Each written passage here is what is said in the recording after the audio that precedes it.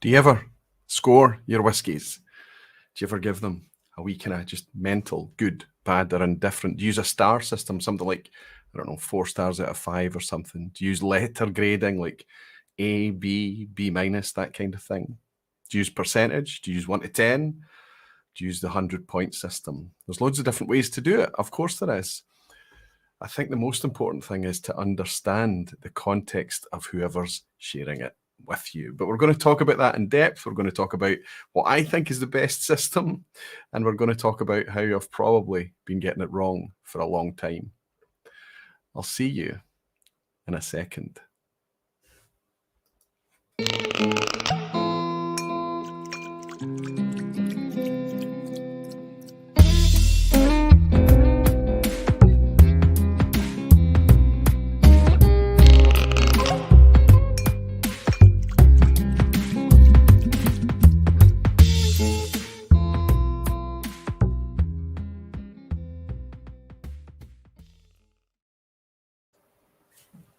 Hello, whiskey folk. Hello, everyone. Hope you're all doing very, very well. Welcome to the vPub. It's another Thursday night. My goodness, the weeks go past very quickly, don't they? What a week it's been this last week. And I know just at the outset, I know that we're in a very odd situation right now. The things that's happening in the news at the minute is really quite incredible. It's crazy, but this is the vPub. And just like everything in the outside world, we just kind of shut it off for a wee minute and just kind of have some whiskey time together and celebrate this that we have here and hopefully forget about some of the quite disturbing things that's happening out there. Anyway, welcome everybody. It's good to see so many of you in again right from the get-go. I do have a guest joining me a wee bit later tonight, but he didn't join beforehand for a tech check or anything.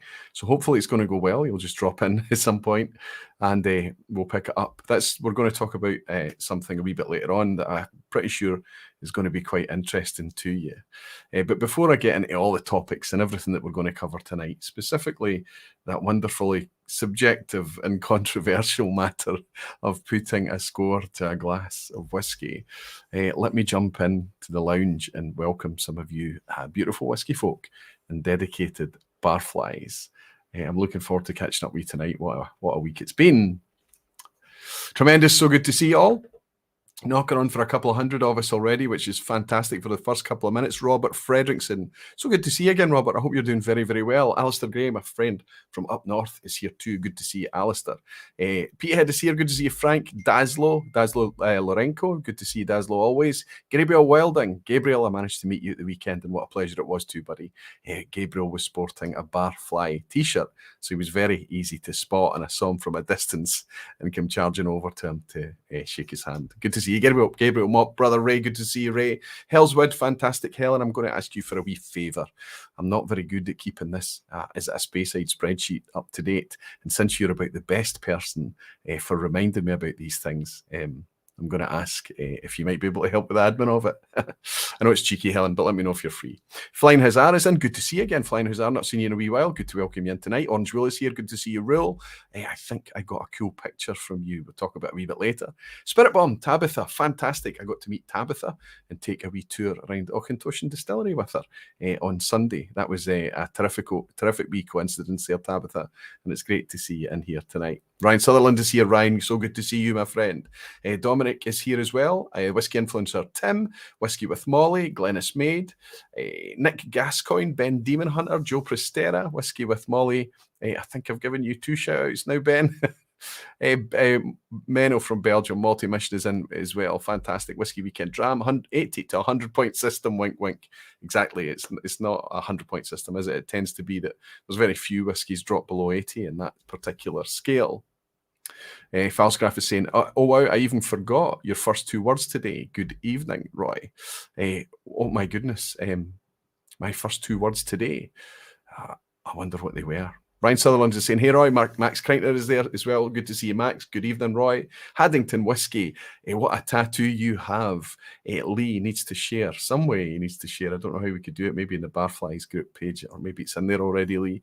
But he's got quite an incredible wee tattoo in the last few days. Fantastic stuff. Good to see you in, buddy. Terrific artwork too. Tom Scaramouche is in as well, saying, hi Roy. Good to see you too, Tom. Steve, my friend Steve from the States. How are you keeping, my friend? I hope you're doing very, very well. A couple of people are celebrating some anniversaries in the Barflies. Whisky Novice Jim is a member for 25 months, so he's celebrating. He's still buzzing from the weekend, he says. He's celebrating his pink Barfly. He's actually got after 2 years, the Barfly turns pink. So anybody with a pink Barfly has been supporting for a long time. Jim, it was so good to be with you at the weekend. Every time I glanced across and saw you some spot at the festival or in the room, just hanging around with us was just so great to eventually finally meet you. I hope we didn't let you down, my friend. It was wonderful to have you there. And thanks for your 2 years of support, along with Lee J. Brown as well, who's been a member for 23 months. He's on gold Barfly right now. He's just about to turn pink. And he's saying, evening, Roy, hoping to stay the whole night. Lol. Good for you, Lee J. I hope you can. I don't think it's going to be a late one tonight. I think we're going to keep it quite neat. I've got a super busy day again tomorrow. Every day's been busy. So if I can keep it a bit neater tonight, I think we'll be doing us all a wee favour, don't you think? I know there's a lot of folk out there that get annoyed if it's a short vPub. Falsgraph is saying, I got them, Roy, not forgot. Oh, fantastic, Falsgraph, fantastic. Wonderful to have you here. Glennis Maid has bought me a dram. Given the new Dramface initiative, how much stock do you put into community reviews? It's curious to me that we may be best placed to review whiskey. That's right. I mean, community reviews are wonderful, and I think that all of reviews, all opinions are going to be valuable, because the cream floats to the top, right? Whether it's a community system or whether it's particular reviewers or whatever, if you take a consensus across a number of reviewers, whatever it may be, always try not to listen to just one person's opinion, please. But what you have to, the richer opinion is going to be from the most experienced people, I think. It's not always relevant, right? If somebody's really, really mature and well on in their whiskey journey, they're going to have a completely different perspective of the whiskey landscape than you do in the very early stages. If that's where you are, Glennis, I'm not suggesting that is the case. So you always have to try and find people that you can align with, rather than just the best or the most experienced or whatever. I think that's one of the most important things, and we'll get to talking about that, finding people that you can trust, and people that, well, if they say they're going to like it, there's a good chance I'm going to like it, because we seem to like similar things. That can be very valuable. Lots of people are joining the Barflies. Raphael Nardi's joined. Henrik Lindquist. Henrik, welcome. And Raphael too, fantastic. Just to let people know that Barflies is just clicking that join button underneath the YouTube video. And what it means is that because of the support I get from Barflies, it's $1.99 in whatever currency you have, dollars, euros, pounds. It means that I don't monetize the vPub ever. There's never adverts. I'm never tempted to monetize it. So you never need to sit through ads watching the vPub. Wonderful stuff. Watchman 999 is reminding everybody to punch the like button. Already 73 of you have done that already. And I'm very, very grateful, because YouTube seems to put a lot of stock into such things. But if you don't like it, then hit the dislike button. But please leave me a wee comment and let me know why. Fantastic. I've got 2 chats going tonight, because I've worked out that if one of them jumps or freezes, I've maybe got a good chance of catching the other one. But seeing two streams is going to confuse my aging brain even more than normal.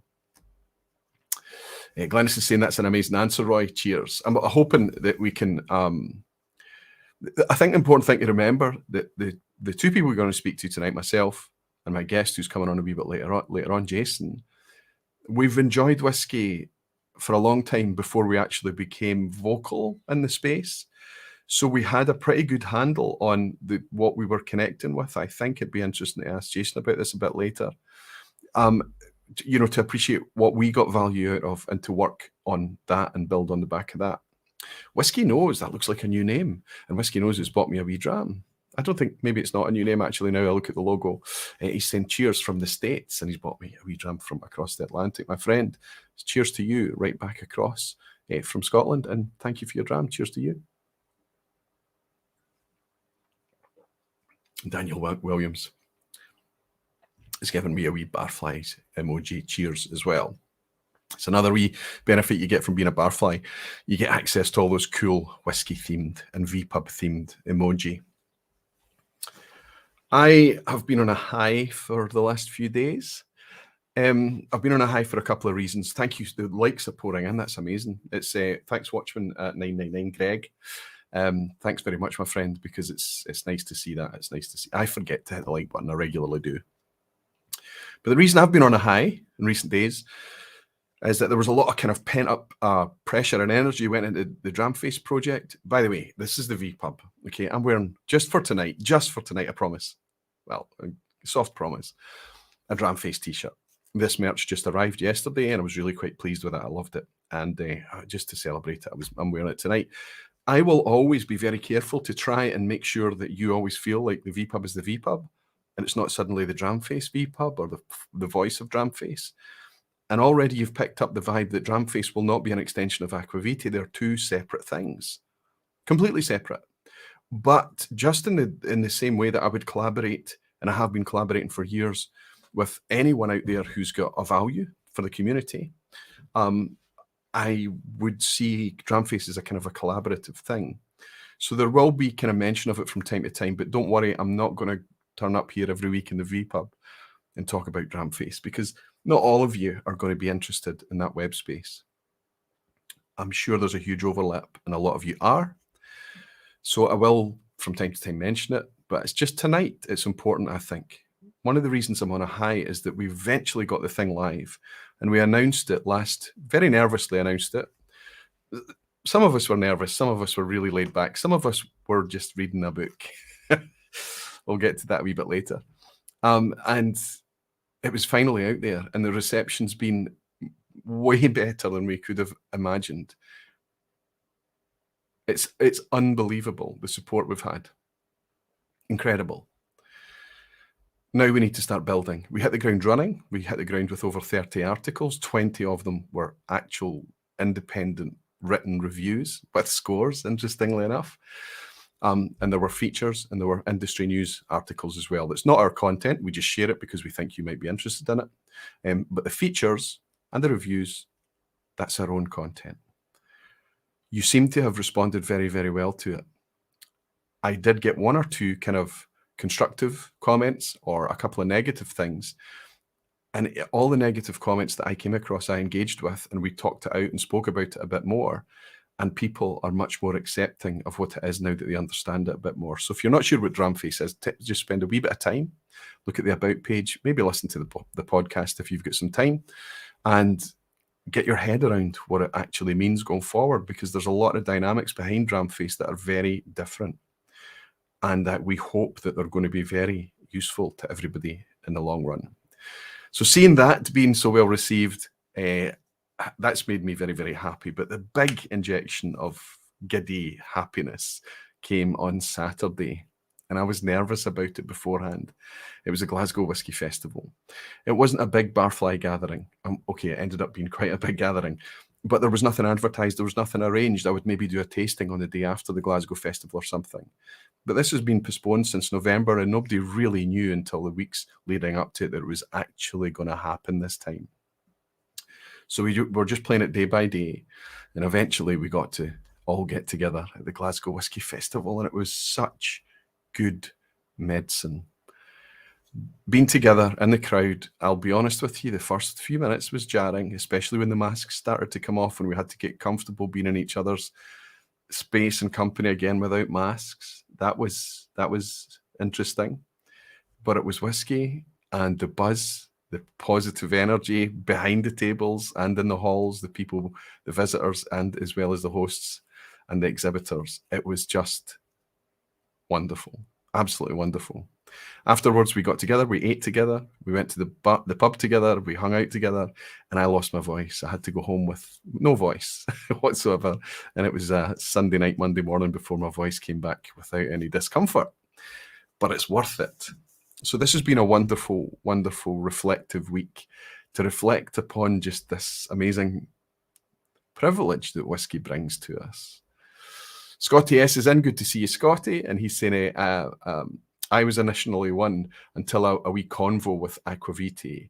Yeah, Scotty was one of the outspoken voices to question. And I think that that's not only natural, but I think it should be encouraged. If you are going to kind of criticize pause for a second, contemplate your criticisms first, I guess, because Scotty's looked at it now and he's come back and went, oh no, actually, this is really interesting.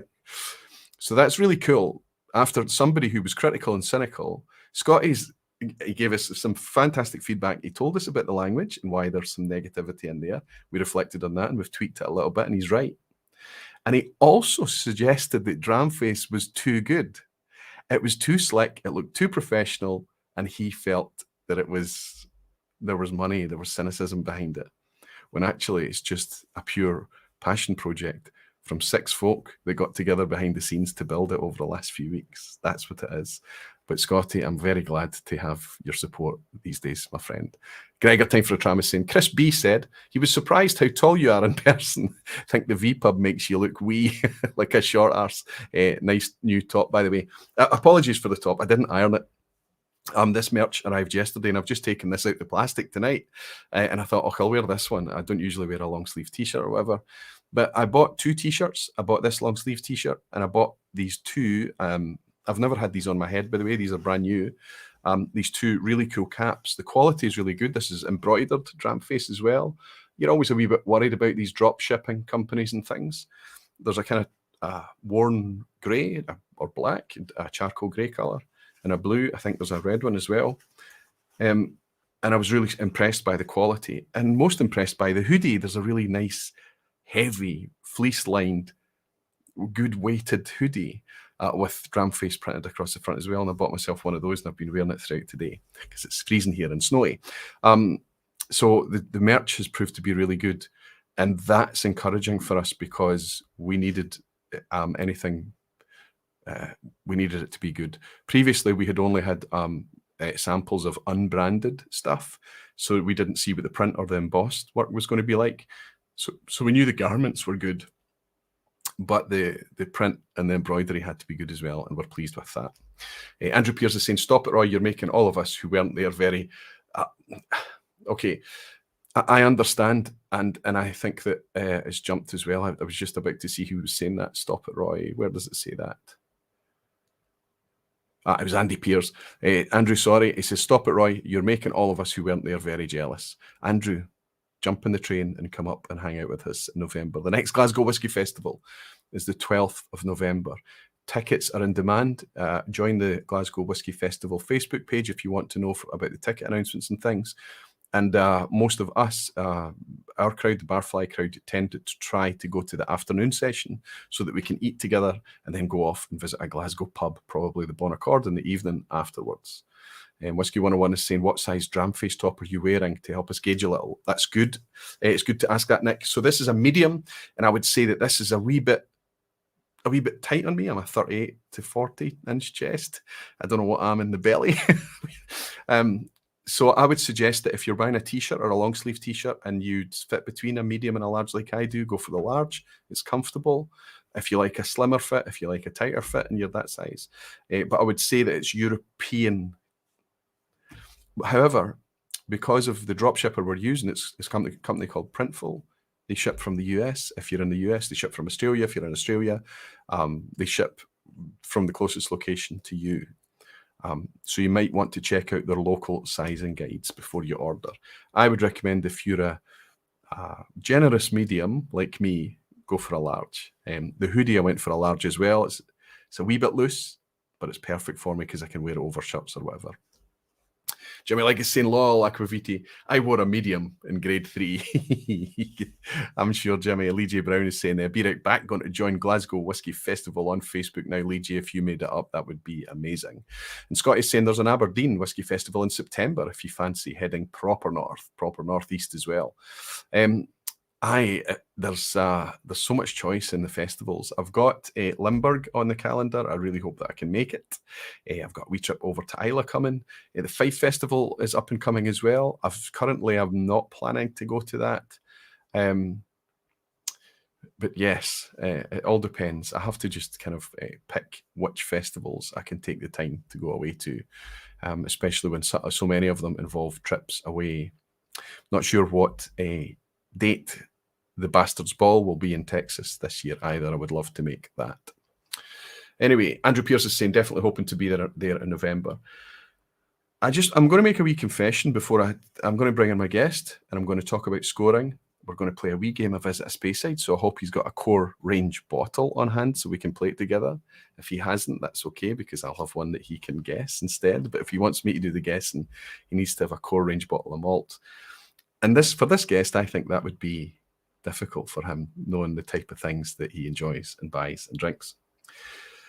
But I need to start out before I join my guest tonight and talk about me and kind of make a bit of a confession. And I think this happens to a lot of people coming into whiskey, a lot of people that move into a space where they start to write or blog about whiskey, or they start a YouTube channel and they start to talk about whiskey and they start to feel in a comfortable position where they can review it. And they can start to maybe give a contextual score along with that review. And it doesn't matter if you use the 100-point system or if you use a 0 to 10, an A, B, C, D, whatever your system is. The Scottish for Dummies in the States have a very interesting system. They have their very own unique one, which is like a 4 fingers. How much of a pour would you ask for? A 1 finger, a 2, a 3, or a 4? Obviously 4 being the best. And if all 4 of them agree on a 4 finger pour, then the average score for everyone is a 4 finger pour. It's an interesting way of doing it. But it means it's a new system for somebody to learn. And you go and watch Ralphie, and Ralphie's using the 100-point system. So they've got to spend a bit of time watching Ralphie too in order to absorb his scoring and gauge it. And then they come to me, and I'm not a traditional reviewer, am I? Or that you would think so. That's what I say often. And it's not genuine, is it? I actually am. Because even if I'm on a vPub in the evening, and I'm uncorking bottles for you and just saying, this is an uncorking, it's not a review, it's just a first impression, a neck pour, all these caveats. What you're witnessing is a form of review. My score might not be numerical, but my reaction is scoring that whiskey, and we all know that that's at play there. And if you see me out at the recycle bin, I know that I'm overdue, of course, I always am. I'm giving it a score there as well. But in that context, I am doing much more of a, let's say, traditional review, a summary and a score. But they've all ended up, I don't think I've scored anything less than about a 6, 6.5. And even then it's maybe only 1 or 2. Almost all of them end up being 8 out of 10. I don't think that's helpful. There's not much room there for nuance. Well, maybe I can go 8.5 or 7.5, or a bump up an entire digit to 9, and then I'm really close to that 10. So you move to the 100-point scale, you've got more definition there. But it's almost, what's the difference between what makes one whiskey a 79 and another an 81? One's in the 80s, one's in the 70s, but there's only 2 points. There's almost nothing perceptible between them. There has to be more than that, I think. Espen has bought me a dram. Thank you so much, Espen in Norway. Espen K. Anderson. Hi, Roy, and everyone else. Cheers from Norway. Cheers to you, Espen, as well. I'm drinking a wee dram of something that has been reviewed on Dramface already. And Dallas, the writer Dallas, gave it a very, very high score. And it's deserved. It truly, truly is. It's wonderful whiskey. I do love it, and I do believe that this is one of the best ones of this I've ever had. We'll get to it a bit later. So many folk try to get my attention. Harrow's asking, Ralphie has the 80+ scale. That's right, I can't remember when Ralphie last went into the 70s. So it's either a symptom of a lot of really good whiskies available, or more likely it's that the 100-point scale is something that's come from wine. It's something that's kind of been adopted, and whiskey. Serge famously uses that scale as well. But if you look at the last, I don't know, I haven't checked today, but if you looked at the last dozen scores from Serge, I guarantee they're probably going to range from 80 to 92, 85 to 92, let's say. Probably the same for Angus as well. And that's where they are. So we need to contextualize their scoring and understand that the difference between an 85 and a 90 or a 92 or something is really quite, it's more than just 7 digits. It's more than 7 points. It's more than that. Because if the bottom never drops below a 70 something, and the top rarely goes above a 95, that's what we're talking about, 25 points. That's the bandwidth that they're operating in that scale.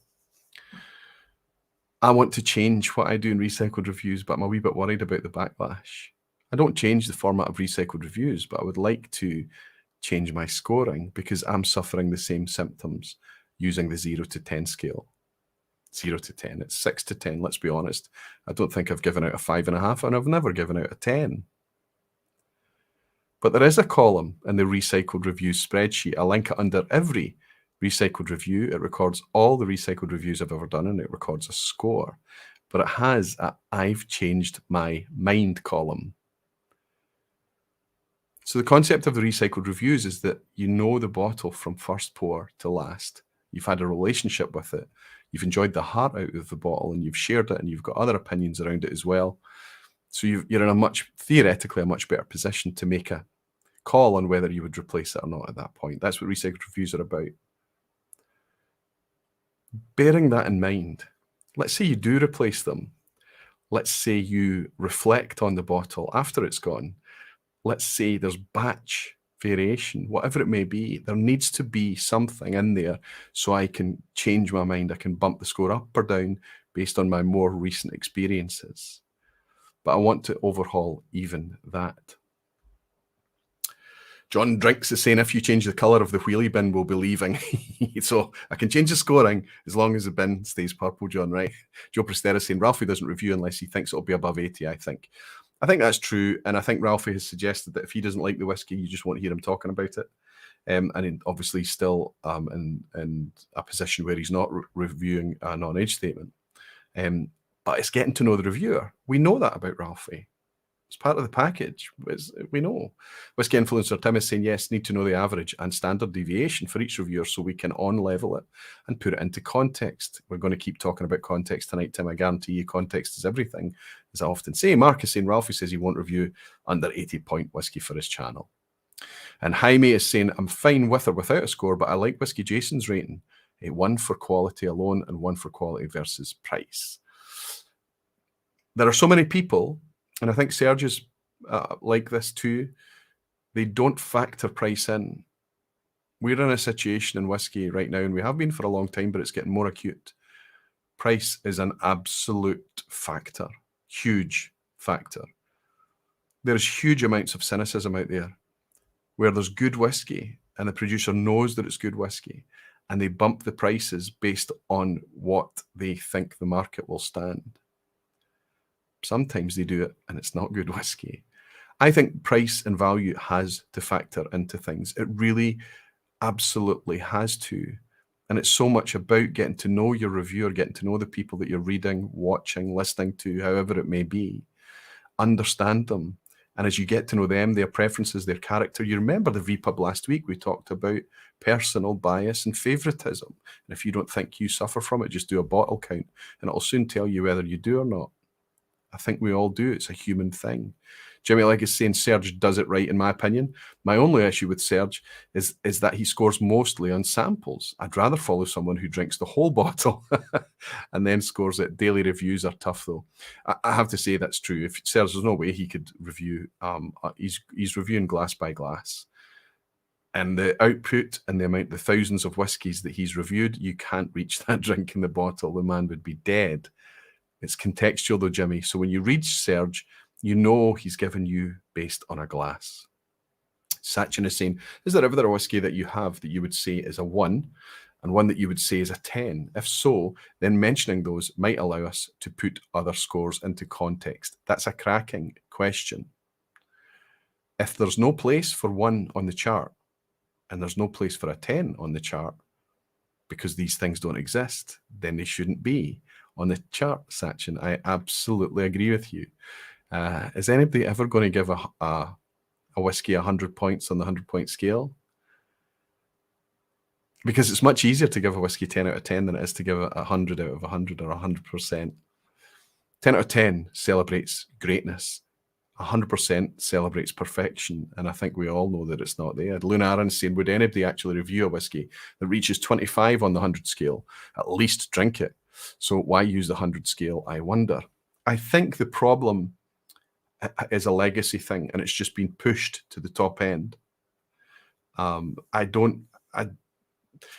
I know that scores used to be different in the old days. When Jason comes on, we'll talk a wee bit about that. People like Michael Jackson, things used to have a much more, a wider stretch. So when he's on, we can talk about that. But you make a great point. If there's nobody going to say, this is below average, to what extent is it below average? Well, I think it's probably only about 25%. It's not going to happen on the 100-point scale. I haven't seen it happening at the least.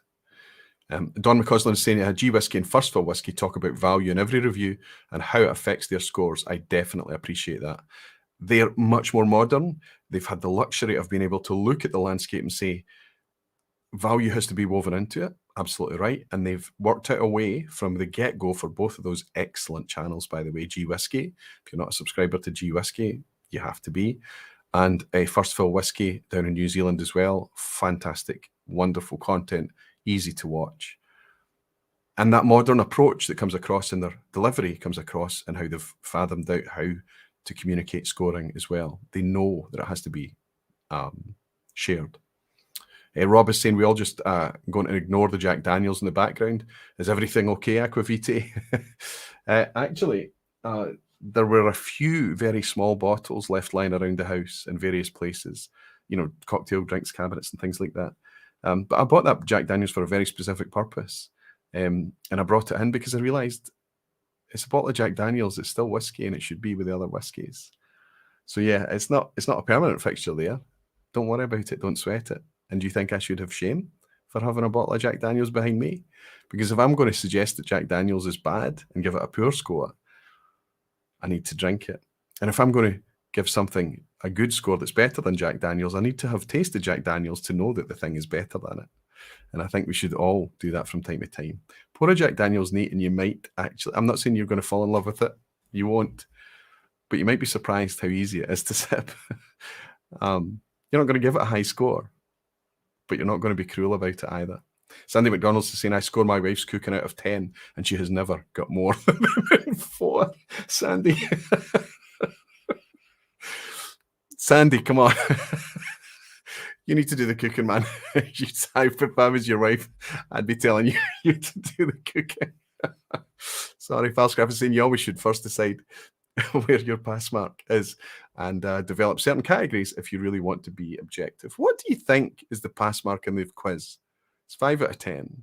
What do you think on a 0 to 10? What is the average? What is the tipping point? It's 5 is the average. Bang average has to be measured as a 5. To say that 7 out of 10 and 7 is the average, it's odd because there's a lot of wasted space below 7, isn't there? Drew from Arizona is saying, I could do a review of a bottle after completion if you could wait 12 months.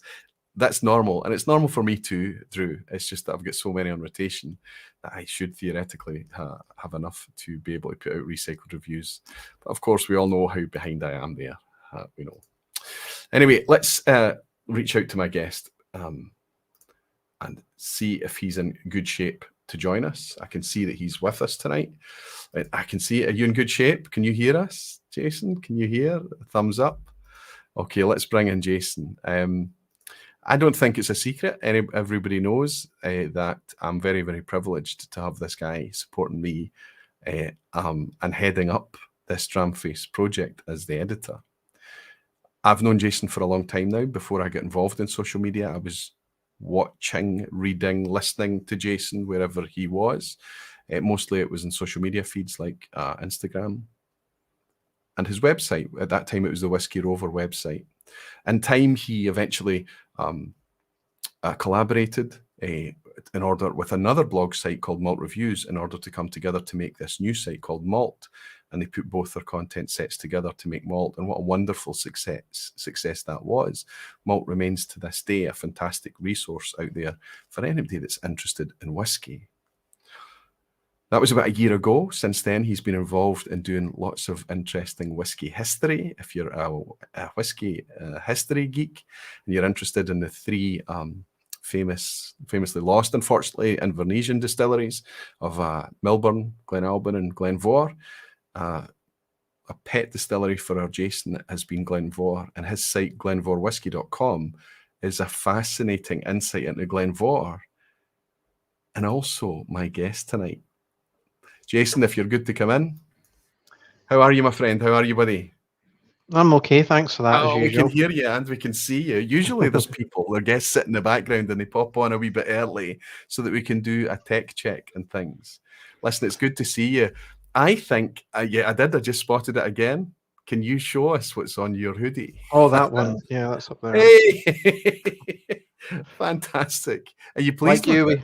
yeah, I have to. I mean, we're not QVC or anything. We're not the Malt Society channel, but Yeah, I'm much, like you know, these fulfillment things are a little bit. yeah, absolutely. And I said to you, put hoodies in because if you know me, you know I'll have one on sometime. So I just took the plunge with one, trying to figure out the colors. So I was right clicking on the images to see which color was from the image name, and I think this is dark heather or something. Heather Grey, yep. Dark Yeah, Heather Grey, yep. and I'm quite surprised actually. It's better than some of the shop ones I've bought. So yeah, not bad at all. I was really pleased. I was dead chuffed with it. And of course, these are digitally printed. They print them as you buy them, so they're not screen printed or anything. But I have to say, even the printing is pretty good quality as well. I'm hopeful that it's pretty durable too. And Gavs Drams is saying, Roy, can I say hello to Jason? There you go, Gavs Drams is and saying hello to you already. Right, Gav. Now, I reached out to you at short notice. And I'll Yes, tell you you did. why. This vPub tonight was supposed to be about blended malts. But at the Glasgow Whisky Festival at the weekend, I got to try two brand new out the wrapper blended malts. They were both so good that I wanted to bump the schedule in order for me to weave those into the discussion for blended malts. So that's going to go into March. So then the backup I had for this was natural versus not. It was a blind challenge with me and Ben, Whisky Geek Ben, who's got a legendary palate and it's building all the time. But Ben's poorly. Okay. So I thought, well, let's bring this scoring thing forward. Let's put it on the back of the favoritism topic that we had last week. And also weave it into the Dramface discussion because it's a fundamental thing in Dramface. And contextualize it, talk about our opinions on scoring, how we've applied that to Dramface, because it's not a new system that we've used in the Dramface environment. And then talk about expand a wee bit on what I've been speaking about. You and I are going to play a wee game of Visit a Speyside if you're up for it still. You mentioned this, and I had to run upstairs and look for an official bottling, and I have found one. Yay! So you've got one. Terrific stuff. And I knew it would be hard for you because I know what you tend to be drinking. And then throughout that, after we've talked about the scoring side of Dramface, I'm going to announce a Q&A session. Don't ask your questions now. Well, when we've done the other things, I'll say, right, we've got a Q&A session, and these are the 4 topics that we're going to cover, or ask us anything, and then I'll try and pick questions about Dramface from the lounge tonight so that we can answer people's questions, because there is a lot of explanation there, but some people haven't read it yet, or probably will never, and they just kind of want to know little snippets. They don't want to troll through it all to get it, so they can ask tonight, hopefully. Harrow's saying 100 points for 2 whiskies today from Serge to support Ukraine. Oh, wow. Yes. Well, that's interesting as well. And a Whiskey with Molly Bennett saying, are we doing an Irish whiskey focus as the vPub falls on St. Patrick's Day of 17th of March? That's interesting, Ben, as coming from an Irishman as well. Wonderful to see you there, Ben, as well. Ben was at the festival with us at the weekend. I haven't planned that far in advance. That's currently scheduled to be a guest spot, and I hadn't worked out that was St. Patrick's. So, yes, that might need to be a wee bit fluid as well. We did an Irish vPub last year with Barry Chandler, you might remember. Anyway, buddy, let's ask you, how has Dramface gone for you in the last week? It's gone quickly, hasn't it? So, yes. I mean, I wanted to launch on April the 1st because that was just me. And you decided you preferred February, and well, yeah, we could do it. We got there. Yeah, I would say that what we managed to launch on the day was better than I had expected, honestly, for that 17th of February. When we brought it forward, I think it just focused everyone to just get things into place and investigate what we needed to fix. Have you been happy with the reception? I'm very surprised. I mean, you can talk stats or people buying into it financially, but I think just generally the comments and the interaction we've been seeing, which forced us to upgrade the comment system pretty rapidly thanks to the support from everyone. So really, I mean, for coming from almost like a ground zero standing start, really impressed. And I think just underlines the fact that we felt that, there was a need for that sort of opinion and the way of doing it and good features. And I think people have really enjoyed it. I think if you're going to bring independent voice, if you're going to kind of set your cart up and say this is what it's all about, and give people quite a compelling package, and that people, once they understand it, I think there's always going to be space for that. I think there's always going to be a reception for it.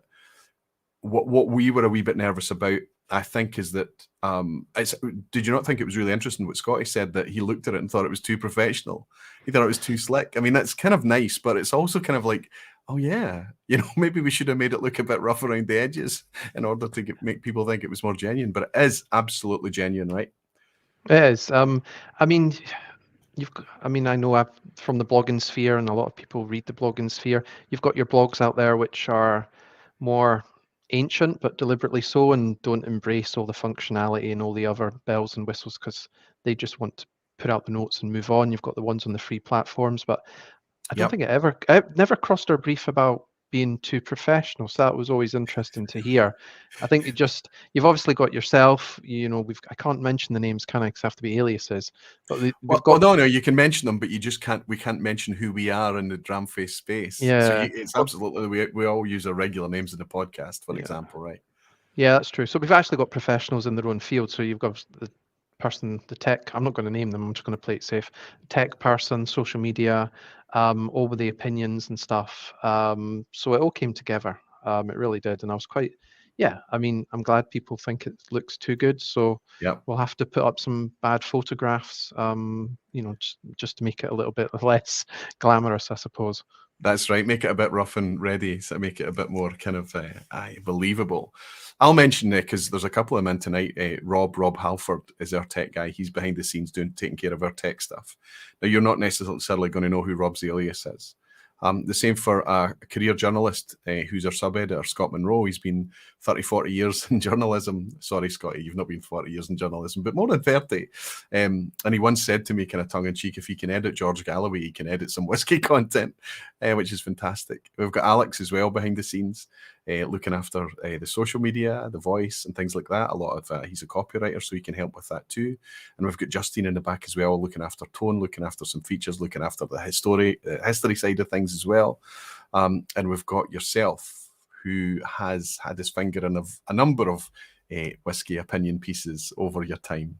So that's the kind of 6 people who have put it together. I would say my opinion, as I said at the start of this thing, I'm super happy with it. I'm excited about it.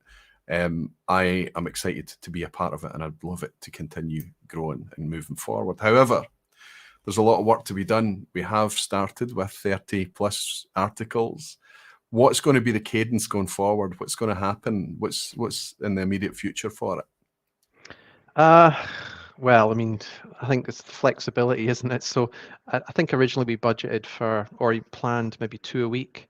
Already it's clear we've probably crossed that. I mean, I would say it's easy to talk about quantity, it's quality. So some things won't get passed because myself or Scotty, ain't happy. So, or maybe go back. That's just the way of things. But next week we're going to do 5 during the week, and then we'll see. It's good to have content stacked like to the end of March, but it's not so good maybe to start having gaps and stuff. So I think we're still feeling things, and what surprised me, we've already had a few people come forward.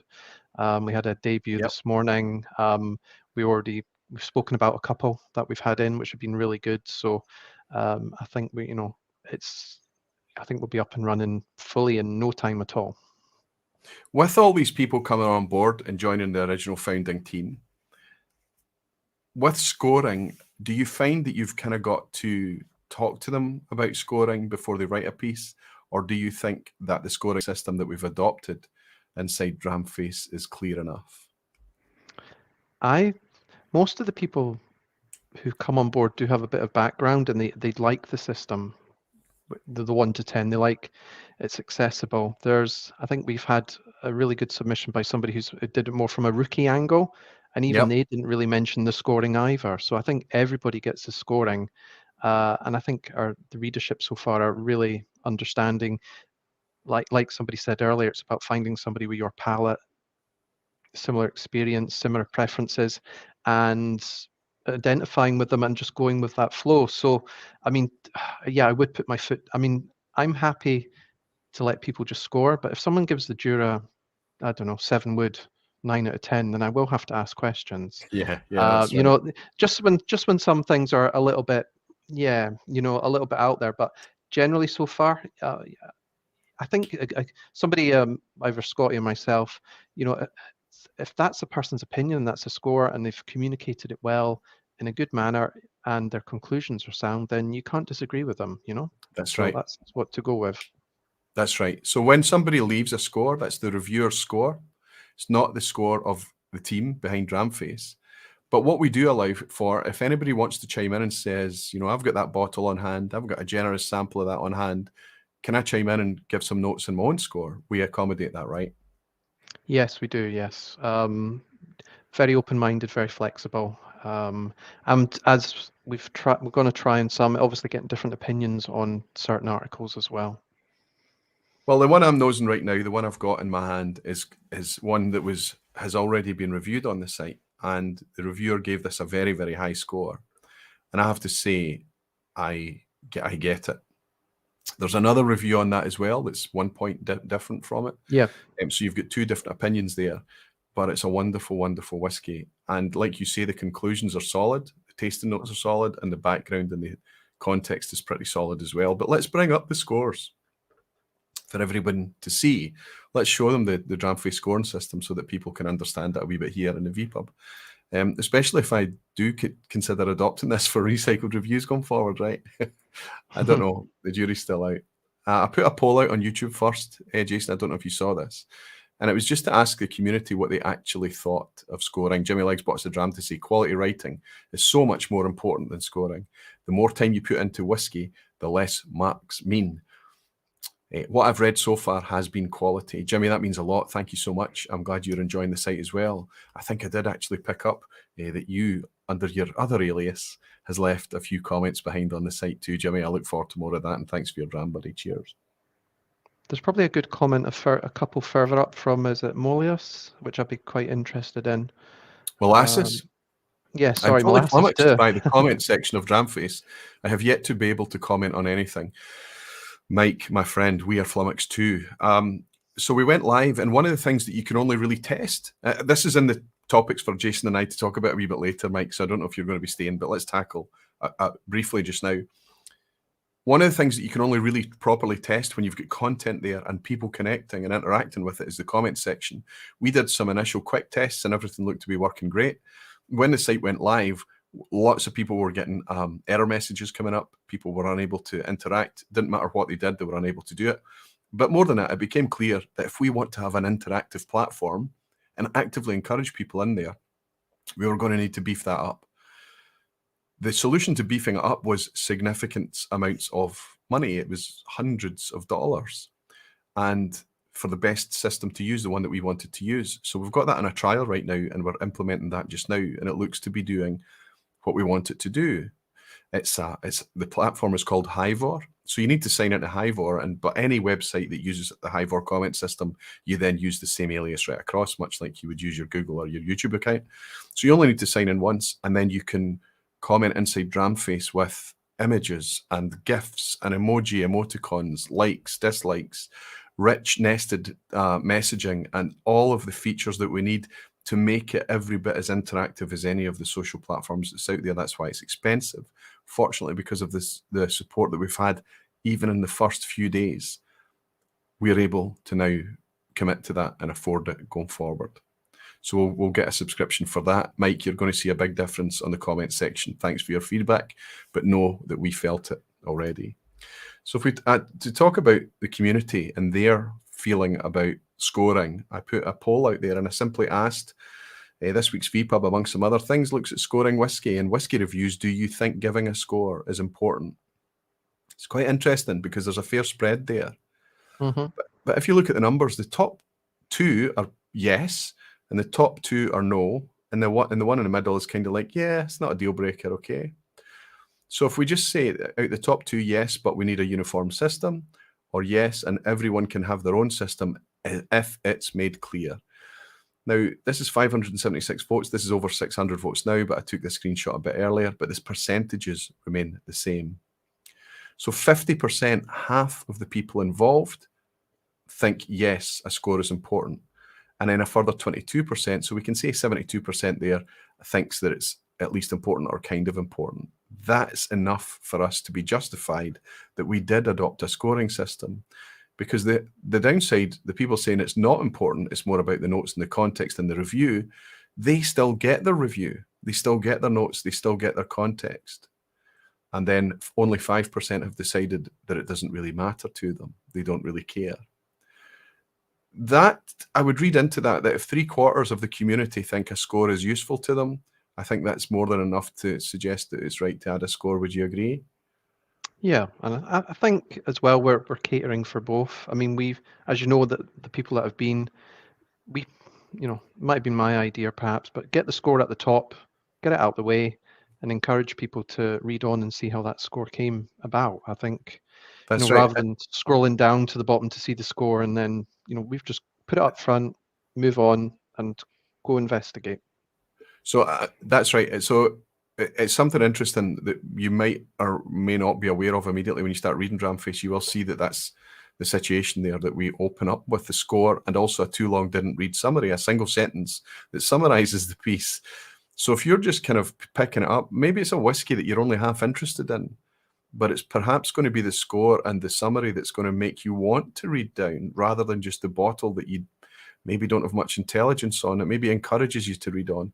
But if it's a bottle that you're very familiar with, maybe you're busy and you've got a few to read, that can help you prioritize your reading as well.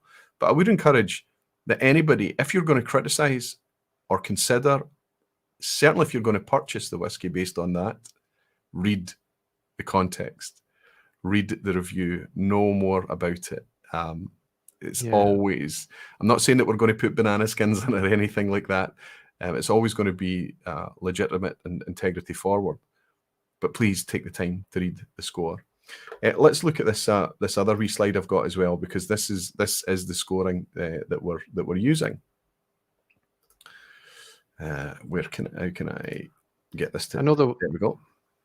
Sorry, I was going to say, I was going to say the whiskey influencers asked there about, do we have a single spreadsheet-like page that has all the scores? Not yet, but we do have hashtags for scores, and you can search for scores. But we do have a spreadsheet backstage which has all the scores. So there might be a plan around that when we've got maybe enough to make it worthwhile. I think what is really nice are those hashtags. So if you scroll to the bottom of the article and you click on 7 out of 10, you can see every whiskey that scored 7 out of 10, likewise for any other score. So you're going to see a summary immediately of the high scorers and things like that for people that are motivated in such a way. So the hashtags have been implemented from day one. We've tried to make them as rich and as varied as possible so we can use them in future. And like Jason said, yes, we're archiving and we are recording all our reviews in easy data manipulation formats so that we can use it in future as well. So here we have the Dramface scoring here. You can download this PDF. It's a high resolution PDF. You can just download it, print it off, keep it handy, or just kind of bookmark it, do whatever you want to do with it and refer back to it. But what we've done here is we've used the 1 to 10 score. This was Jason's recommendation. I fully embraced it. This is something I got to know through Malt Review. It's something I got to know through other sites like Causeway Coast Whiskies. Other sites that use the 1 to 10 score, but also the crucial thing here, Jason, I think, 1 to 10, where 5 was the pivot point, 5 was the average, right? So anything below 5 is starting to slip below average. Anything 5 or above is starting to be something that you're going to be reading lots of positive words about. That just makes sense, doesn't it? It just makes sense. I don't know if you can read. Does, yeah. I don't know if you can read that. Do you want to take us through you can either go 1 to 10 or 10 to 1. It's up to you, buddy. But yeah, it's quite small for me as well. Hold on, I'll. You don't need to read the whole thing. Oh yeah, okay. But you know I mean, I would say obviously start at the bottom. As you say, should not exist. Chances are it probably does somewhere. There isn't a 0 there. We don't have a 0, right? Yeah. We've got 10 marks, not 11 marks. So we don't have a 0. Exactly, yeah. And the one, yeah, there must be something to be said about it, but that's not something I would envisage us giving out on a regular Can basis. you recall in your whiskey reviewing life anything that's ever qualified for a 1? No, and I've even had a whiskey that was something about being fed to a certain animal that secreted the beans, and that was used into the distilling of the whiskey. Which is a bit bizarre. And I think I gave that a Right, 2, right. So I think to get 1, you really, really are doing something exceptional, but obviously in the totally wrong way to hit that. I mean, if something was a 1, if somebody was giving something a 1, I probably want to know, was it a sample, the background to it, was it spoiled, these sorts of things before you actually, you know, put that sort of score out. There I was a think that would be Japanese good. whiskey a couple of years ago. Was it Fujikai? Yeah, that's the one everybody sort of Yeah, suggests. was probably suggest that that was probably the worst whiskey in modern times. I wonder if that would qualify for a 1 in this score. But that's interesting. That's a good measure of the fact that if something should not exist, then thus far, Jason, let's be honest, you're one of the pickiest voices out there, Jason. You have to wear it. You are, but you've not found a 1 yet. I think I'm fair, I think that's the difference, I think other people are a little bit more generous and a little bit more, they're aware of their place in the industry or wanting to be in the industry. My my thing is, can I look at myself in the morning knowing that in the mirror, that I've inflated a score when somebody out there, the worst thing I could probably get from feedback is somebody who's gone out and bought something and really was disappointed and disagreed with Yep. it. I think that'd be really bad. So I always keep my feet on the ground. I'm a whiskey drinker first and foremost. That's what I'm interested in. And like you, I'm looking for those whiskies which are further up the scale but don't cost 4 figures, So that's Yes. what I want. Yes. Stevie is suggesting that Glyph is a contender for a 1 out of 10. So yeah, it could be. Glyph is famously that kind of yes, it's whiskey, not whiskey, right? Sorry, buddy. Mm. Continue up your scale. I think, yeah, the titles are really good, actually. I think that was more your work than my own. But I would say, probably when we're getting up to about 4, there's still qualities in that whiskey which might warrant some attention. Like Whiskey Um, Jason's saying, shouldn't our average whiskies be good stuff? And I think yeah, that's a point that you like to make a lot, right? yeah. I think most of the time, certainly I do during the week, most of the whiskies I reach for, and probably the ones where I just ran upstairs to grab the bottle for the quiz, a lot of them are that 5 to 6 and a few 7s. And there's nothing wrong with that in my mind, those whiskies whatsoever. They're just I honest, I agree. think. So the way we've written the 5-point thing for you, Whiskey Jason, is to say average in a positive way, average in a good way. It's flashes of promise and at least one memorable note, but sits comfortable in the middle of the pack, represents many of today's modern whiskey releases. So if you see a whiskey on Dramface, if you see a whiskey on a website, any of the really good websites out there that uses this scale, and they're scoring the whiskey 5 out of 10, don't write the whiskey off. Don't consider it something that you're not interested in buying. Read the notes, read the context, and understand it better, because you'll probably find, like Jason said, some of the whiskies that I've been enjoying in the last year or two and actively talked about on the vPub could potentially be whiskies that Jason would only rate as a 5 out of 10. Okay, let's take us up then. What goes beyond 5? Oh, good stuff, but I suppose, yeah, that would probably just be good. Yeah, I think a lot of releases are falling into that. There's nothing wrong with them. And I probably agree with Angus on this because I think we spoke about it once as well, and he said so. There's a lot of good, consistent whiskies out there. Everything's about consistency of product, and you'll get some single casks, which are a little bit more variable, but generally things are quite solid and your expectations are met. But some whiskies, because they're so streamlined and so efficient and so precise and engineered, they lack a bit of soul. That little X factor, I suppose, to use Simon Cowell's phrasing, that Yep. just brings them to life, or just like really, when you crack open that Springbank 10 or local barley and you go through the journey of that bottle and you just fall in love with it. It's got that little element which, you know, you can't put a value on. You just know it's got it, and you're really enjoying it, and that's the most important thing. Absolutely.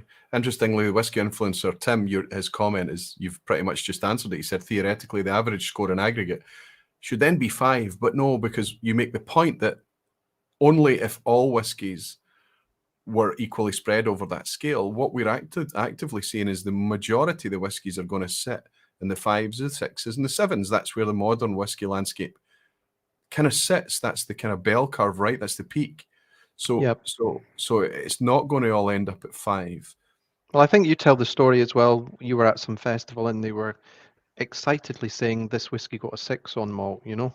That, yeah, I That was, remember the table that was at. I remember the girl who was getting the dram, and the guy said this whiskey got a 6 out of 10 on malt review. And it was a budget whiskey. It was a cheap whiskey. So you could see why he was excited about it, but it was profound to me when I witnessed that. And I spoke to the guy after about it, and it turned out that guy was just a freelancer on the day. He was a huge whiskey fan. He was just manning the table for the day, and he was a big fan of malt review at the time. He was a fan of the scoring system, and he was a fan of the writers. You know, so the other thing that we've tried to do in Dramface, which is a tricky thing to pull off, is to try and offer a space where there's discourse for industry folk. mm-hmm. It's no mistake that we've put industry news as one of the pillars that holds Dramface, right? Where we think it's interesting to the community what's happening out there, new bottles, new releases, new distilleries, new events and changes that's happening in the whiskey scape. It's just copy and paste for us in that section of the website. It's not our content, but we think it's interesting. And by engaging and having a dialogue with the industry and offering them the space that if they want to step forward under an alias, they are able to bring insight and debunk and add to the conversation. And I'm not sure a space like that exists outside of a tasting room or a whiskey festival or something today for them to do that. Would you agree? No, I think you're absolutely right. And the scoring system as well, with your example, and just from what I was getting during those years I was doing that, we were almost not re-educating the market, but we're actually just showing this is a really simple scoring system. And people were beginning to understand that those whiskies that everybody wants a 9, you know, the PR people, the ambassadors, they want those 8, 9s or even a 10. But people were beginning to appreciate, you know, that there was still quality in the 5 and the 6s and the 7s, depending on the price, you know, and those whiskies need to be celebrated as much as the ones further up the chain. Especially when they're available and affordable, right? Yep. I think this year, I know from my time out over the last year, and think obviously with recent events and economics and things, value is going to be such a big thing. I think we're probably going to see more, not budget whiskies, but maybe distilleries and the industry maybe going back and thinking about we need a more value proposition because, I you know, agree. we can't charge £110 for whatever, you know, a 15-year-old or something like that. We need to really capture people's new buying habits. Especially when there's so much whiskey becoming of age out there. There's more and more mature whiskey happening all the time. There's more distilleries and more variety to come out. And we have to remember, we're also trying hard to get younger people into whiskey. You can't talk about making whiskey an inclusive place and trying to advertise your product to get more people in, more women interested, younger generation involved, and then price them out of the market in the same breath. Mm-hmm. So that's the challenges. We've always had value as a challenge in whiskey, I think. As long as I've been drinking whiskey, value has been a challenge. But Yep. really, as time goes on, it's becoming more and more acute. And you look back at those earlier days and think, wow, we had it really good. And perhaps you could argue there were a lot of whiskies that were undersold. But that was a product of the time. And the time is different now. And it's going to be different later this year and next year and further on. I hope that you're right, Jason. I would love to see much more honest, valuable propositions, value-led propositions out there. Pete Head is saying, not happy with this scoring. It's steering, and a 6 being good stuff is not the correct signal. It's received otherwise. Why not a colour system or even grey scales? Brighter is better. You know what, Frank? You're going to get... what I encourage you to do is look at the scoring system, look at this PDF, download the PDF and try and digest it a little bit, and then read it in context, in the context of the website. If you think that steering and a 6 being good stuff is not the correct signal, I think what you're suggesting there is saying that somebody sees a 6 and considers it poor, and they don't interpret it as being good stuff. That's conditioning. It's legacy conditioning that's led that to happen. We're saying that 6 it's above, it's better than average. What we're talking about here is not only just using a scoring system, just putting in a scoring system, but we've put in a lot of effort to contextualize it. We've explained every single stage. And in every single score, you'll not only see that number, but rather than use color, Frank, we've used a simple statement. So you will see that statement alongside the number every time. So if you say 6 and write good stuff, that's not a mixed message. That's a clear signal. And if every time people sees a 6 on Dramface and they read good stuff alongside it, or 7, very good indeed, 5, average in a good way, average in a positive way, then it's being validated. And it only takes a little bit of investment and time, I think, in order to appreciate that and understand it.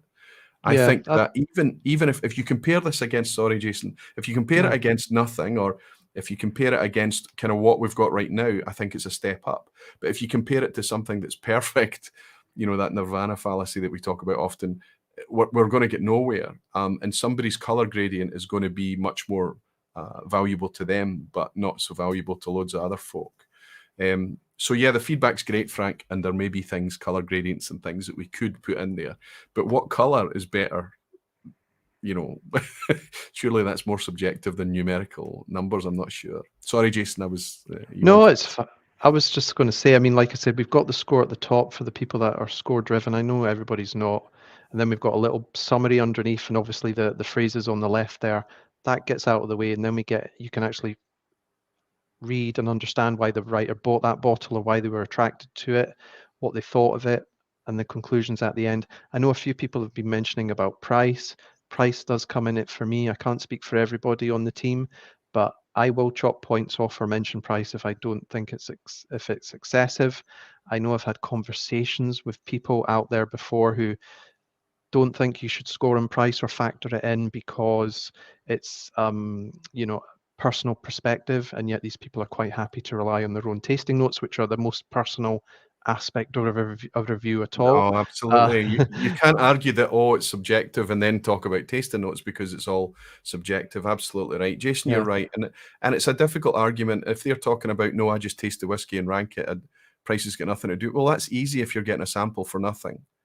We're buying the whiskey. It hurts us. We know how much that whiskey cost. It's part of the judgment because we know how much this whiskey will cost, because we buy it with our own money, or we have bought it with our own money. If I give you a sample to review, you've not bought it with your own money, but you review it knowing fine well what I paid for it, and you know that I paid for it. Yep, absolutely. It's an argument to go back to that thing, and I know that Lindsay Holman is touching on this very thing. You will read in the words how much value weaves into it. It's very important for me. Glen Turret 12, famously for me, I judged it as a 12-year-old and saw it at 60 to 65 pounds. That's too expensive. When I tasted the whiskey and judged it as a 65 pounds bottle of whiskey, it made sense. Yeah, it was wonderful. I remember the two North Star bottlings with you as well, the Bowmore 18 and the Longmorn 15. I ended up buying both of them. Buying both of them. You were initially put off by the price, and I said, wait till you try them. Yeah. And then it put everything in context. So price can be a good thing and a bad thing, and I think we have to mention it. Well, I think that the price is certainly part of the thing, because if you have £100 worth of whiskey, it doesn't matter what the spec is on the bottle. It doesn't matter what the distillery is. It doesn't matter the age statement. It's £100 worth of whiskey, and you judge it based on what you can get for £100 elsewhere. You judge it against its peers for the price point. Price is absolutely a factor. It's a non-negotiable for me. I'm not saying everybody has to follow suit. Everybody, as you've already mentioned, but for me, it's important, and I think it's important because I buy my own whiskey. I'm in a position because of this community that I pay for my own whiskey. So every transaction, I feel it. Yep, and I do get the What Whiskey article we had the beginning of this week. They sent me those samples, but they know I am independent, and you can feel the pull and the lure to, you can see why people give into it and maybe inflate scores because they've got a nice freebie, and they feel sort of obliged subconsciously, not deliberately. How many of the What whiskies, and this is what's incredible about it. There's a What whiskey Diluent, a 15-year-old cask strength Diluent that you and we all love Diluent. Let's be honest with you, it's one of those really solid distilleries that it's difficult to make a mess of, honestly speaking. But you would expect to pay that if that was an official bottling. That would be a cask strength. It would be close to the £100 mark, and it's out there from What whiskey. It's £68. £90 for a 21-year-old Highland single malt. £90 cask strength. That it's producers like that we need to look at and start to consider the value, and we judge it then based on the price that we've paid for the bottle. That Diluent at £68. My goodness. That Highland, that 21-year-old cask strength Highland malt, sherry cask as well. I think as well the North British at £45, which was matured. It's only 10 years old, and you think it's a grain whiskey. You're probably already thinking, nah, it's not going to have much to say. But I think it was in a Macallan cask for those 10 years, and I was surprised just how good it was. But even then, it still get a 6. But to me, it is good, and that's where it sits on the scale. So I would hope people don't judge everything by the score. Read on, like people have said, get a feel for the writer, get a feel for where they're coming from.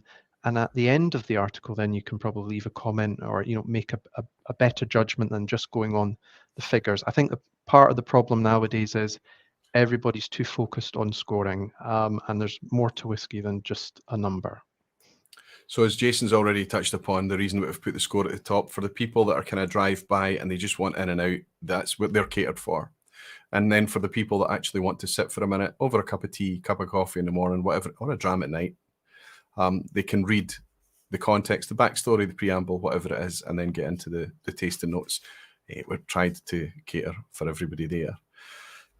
Let's break. Let's pause for a minute because we've got 4 topics here in this Q&A that I'd like to get through a wee bit later, and I know that you're probably wanting not to be up too late as well. Same for me, buddy. I would like to get an early night tonight. I'm going to pour another whiskey actually that's already been scored on Dramface. Now I didn't review this one. I opened this in a recent vPub. This is the Wireworks White Peaks. I have to say it's pretty good. I'm hearing good things. Mm-hmm. I know. I owe you a sample of this. Sorry. I've got one that's going to be coming soon. I bought it yesterday. The Glenelgan. A Glenelgan, always solid. Yep. £49. It's not cask strength, 46%. But I have to say, I'm really enjoying it. For those, anybody's wondering about the new outturn. I've had. Looks like a refill, a barrel, or a hoggy, right? Yeah, but it's just classic Glenelgan, so I think Scotty probably be all over that one. Absolutely. Yeah, just can't complain at all. Ryan Sutherland is saying, I don't think there's ever a perfect solution to scoring, but tend to prefer the 10 scale. As Jason said, the write-up should provide all you need to know rather than focusing on numbers. Cosby Coast Whiskey fills in. He's saying, how did Grumpy Jason get on TV? He's famous for being grumpy for sure, as are some others as well, Phil. Scott S is saying, considering Flora and Fauna Diluent is £65, that is definitely good value for the What whiskey bottle. Absolutely. The Flora and Fauna official release, £65 for 43%. And you can try a really clean, fresh Diluent. Read the review. It's quite intriguing. For cask strength at 68. Now, I'm not saying it's going to be available everywhere. There wasn't a big out, 268 bottles or something. I don't know. There wasn't a lot of them around. But it is possible. It's still happening. It's good to celebrate the producers that are bringing things like that. Yeah, they don't have many stockists. I think the Whisky Exchange get most of them, but I would suggest the Dufftown Whisky Shop as an independent. They will have some. Or unless you're in Campbelltown, and you've probably got enough whiskey if you're in Campbelltown, to be honest. Yeah. Rather than walking to the nearest shop. Take a van. Yeah. And Jimmy's saying, I don't want people to learn to like whiskey. Their predisposition to whiskey, and then the discovery of it is what builds community for me. Absolutely. We don't want to force it on anyone. We don't want to that. We want you can't, if somebody doesn't want to like whiskey, you can't force them. You can't make them learn how to. There has to be a curiosity there. They have to be driven. They have to want to like it. In my experience, at least, Tom Elmer is saying, I look at these scores to see what I should push my local store to try to get. I pushed for an Anok and they finally came through, but not in time for the 16-year-old. Pity. We're all missing the 16-year-old, Tom. There's still good, solid Anoks out there. Today. Peter Lee saying, good evening, just arrived home from work. Good to have you in, Peter. Just in time to witness a wee game of Visit Speyside. And Peter Morris is saying, Wireworks is a great dram. Bumped onto one of the founders in Milroy's the other day. Decent chap and good banter. Fantastic, Peter. And everyone is saying, I'm not a big fan of average as a rating. To me, that means mathematical mean. I would move more whiskies or things to review your data points. That's right. And that's what we talk about, Chris. It's the contextual thing. If you do find yourself drawn to a mathematical definition of it, read what it actually means. Read what it means first, and know that not everybody needs to follow the system, and no system is going to be perfect. As I think it was Ryan that was saying earlier on, no system is going to be perfect. Anyway, we're going to try and have a wee game of Visit Speyside. It's been a while. Do you know how to play this? You've watched it enough, right? Yeah, I think I did do it once, and I didn't think you would have a bottle of Tormore. It was one distillery I was trying to avoid saying, and you had Tormore that time. So that's what I remember. Was I trying to get you to guess Tormore? How cruel of me, Yeah, right? Cruel. and I would have, and I didn't think you would have a bottle, but it would have been the first question, but I let it slip to the end. So I found an official bottling. I had a check to make sure it was what I thought it was, and it is a core bottling, so that's good. Okay, fantastic then. So that means that you're the target and I'm trying to snipe. Everybody can play along in the chat. Anybody that guesses it, whether it's before or after me, they win themselves a wee sniper coin. You can't buy these. These can only be gifted. They can only be won. Everwind is in here tonight, and I had a nice message from Whisky Radar Roland, who said, Roy, you've sent me the sniper coin, but I looked back on the chat and I can definitely see that it's Everwind was there before me. Is there any way I can give you the coin back or ship it to Everwind? And I said, Roland, that's wonderfully nice of you. You keep that, my friend. Serendipity meant that you got that coin. It's yours. I'll send Everwind another sniper coin. So, Chris, it's good to see you in tonight, buddy. And thanks to the honesty of Roland, you're going to get yourself a wee sniper coin sent across the Atlantic. Okay, my friend, so let's bring up a score. And I think you're going to get a kick out of this tonight, because just to send the message home, instead of doing this traditional countdown on the branding of the vPub, the countdown tonight will be Dramface scoring so that people can see it. So if I was to get this now, that would be me scoring, is it a Speyside Whiskey Nirvana?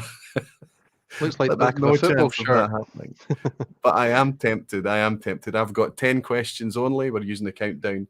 Jason can only say yes or no. In his hand, hidden off screen, he's got a standard core range bottle of single malt Scotch whiskey.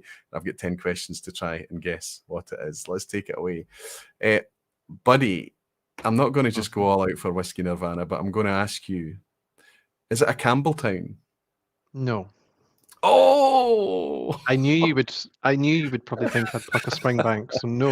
Yeah, you're too smart. You're too clever for me. I'm Absolutely. surprised. I forgot I had this bottle and I found it at the back of the cupboard and I grabbed it. All right, terrific. But it's still available today as a core range, right? It is, yeah. I checked, Good. yeah. Good. Okay, we're down to, I can only do at best an exceptional, a 9 now. Okay, let's ask, is it a Speyside, Jason? No, it's not. Oh, we're down to 8. Is it a Highland? It is. Oh, down to 7. All right.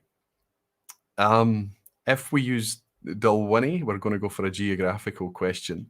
I hope you've got your map handy, or your map in your brain. Yep. If we use Dalwhinnie as the central point, is this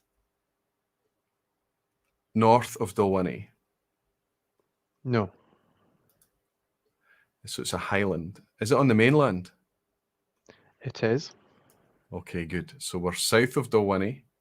It's kind of southern Highlands, potentially eastern. That's Highlands. I need to ask that. Is it eastern? I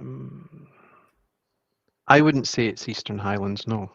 You would say it's obviously Southern Highlands then. Yeah. So we're now in the realms of the Glen Turrets. We're in the realms of Blair Athol, Edredar. I think we're in that. Okay, does it have an age statement? No, it doesn't. All right, okay. So it's non-age. It's definitely core range. Mm-hmm. Southern Highlands.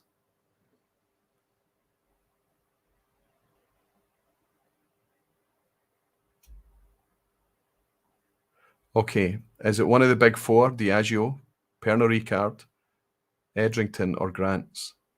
No, it's not. Didn't think so. Is it an Edredar? No. Oh my goodness, I'm really struggling now. Here I go, right up against the ropes. You've said the distillery. I'll tell you that. Yeah.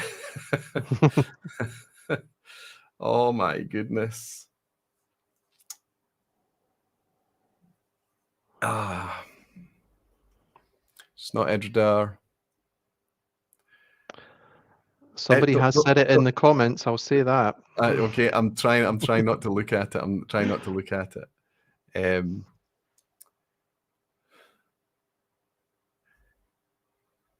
Is it a Glen Turret?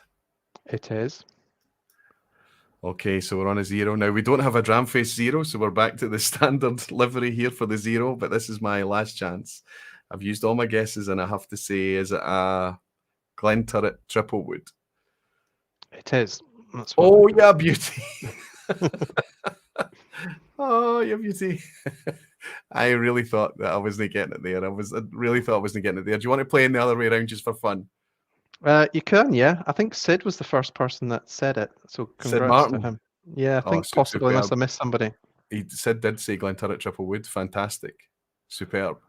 It looks like it could be Sid. Sid's always pretty good at these kind of things. Right, do you fancy trying the other way around? Yeah, I'll fail, but let's go for it. Oh, no. I don't think so. I think because you might not be buying the stuff, but you're pretty aware of what's out there. So let's bring our livery back again. Or will we just go? I think we've done this, right? We'll just go. We'll go with the standard one, right? Yep. There we go. For the Okay, faithful. I have a standard core range. Should I be kind to you? Yeah, I quite like you. I'll be kind to you. Let's put this over here. I've got a standard core range product. When you're ready, buddy, ask away. Is it a Speyside? No, it's not a Speyside.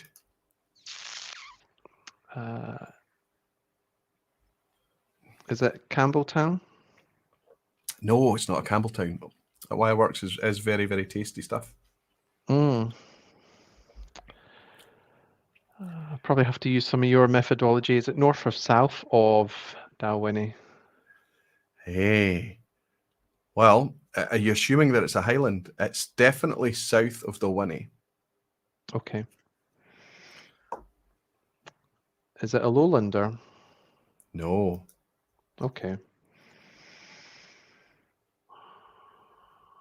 Is it owned by one of the big four? No. You need to get the region. Yeah. That's the trick. Yes, I'm trying. Is it on the mainland? No. Okay. Right. Somebody start guessing in the comments, please. Help them out. Help them out. Is it from Arran? No. Oh, I thought that would have been one of yours. No, it's not. It's not a Highland, buddy. Oh, sorry. Yeah, sorry. So it's not a Highlander. It's not on the mainland. It's not in a Highlander. Oh, it must be that other place where they make that whiskey. Yeah. It'll be from. I'm not. Yeah. So I've got to think. It's not owned by one of the big four. So that takes out. That takes out a couple. It does. I'm trying to think of a question to identify which one on that island.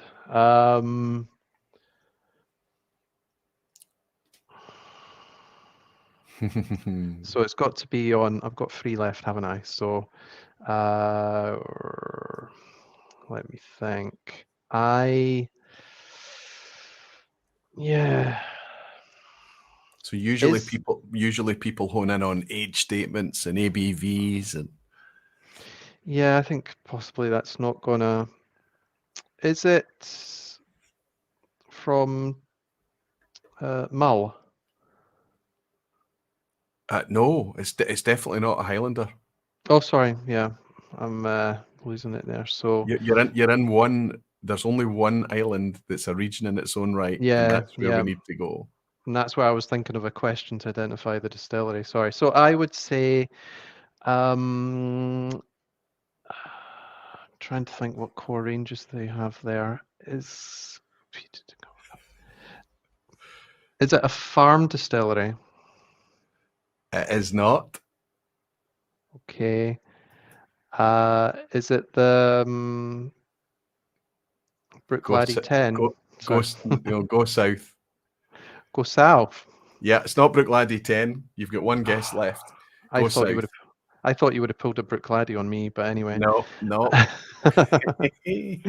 I think it will. Well, it's just going to have to be an absolute random guess now, isn't it? So, well, we're going south, so it can't be Buna. If it's it's been a while since I've been to Kilhoman, but Buna's north, so we'll go south.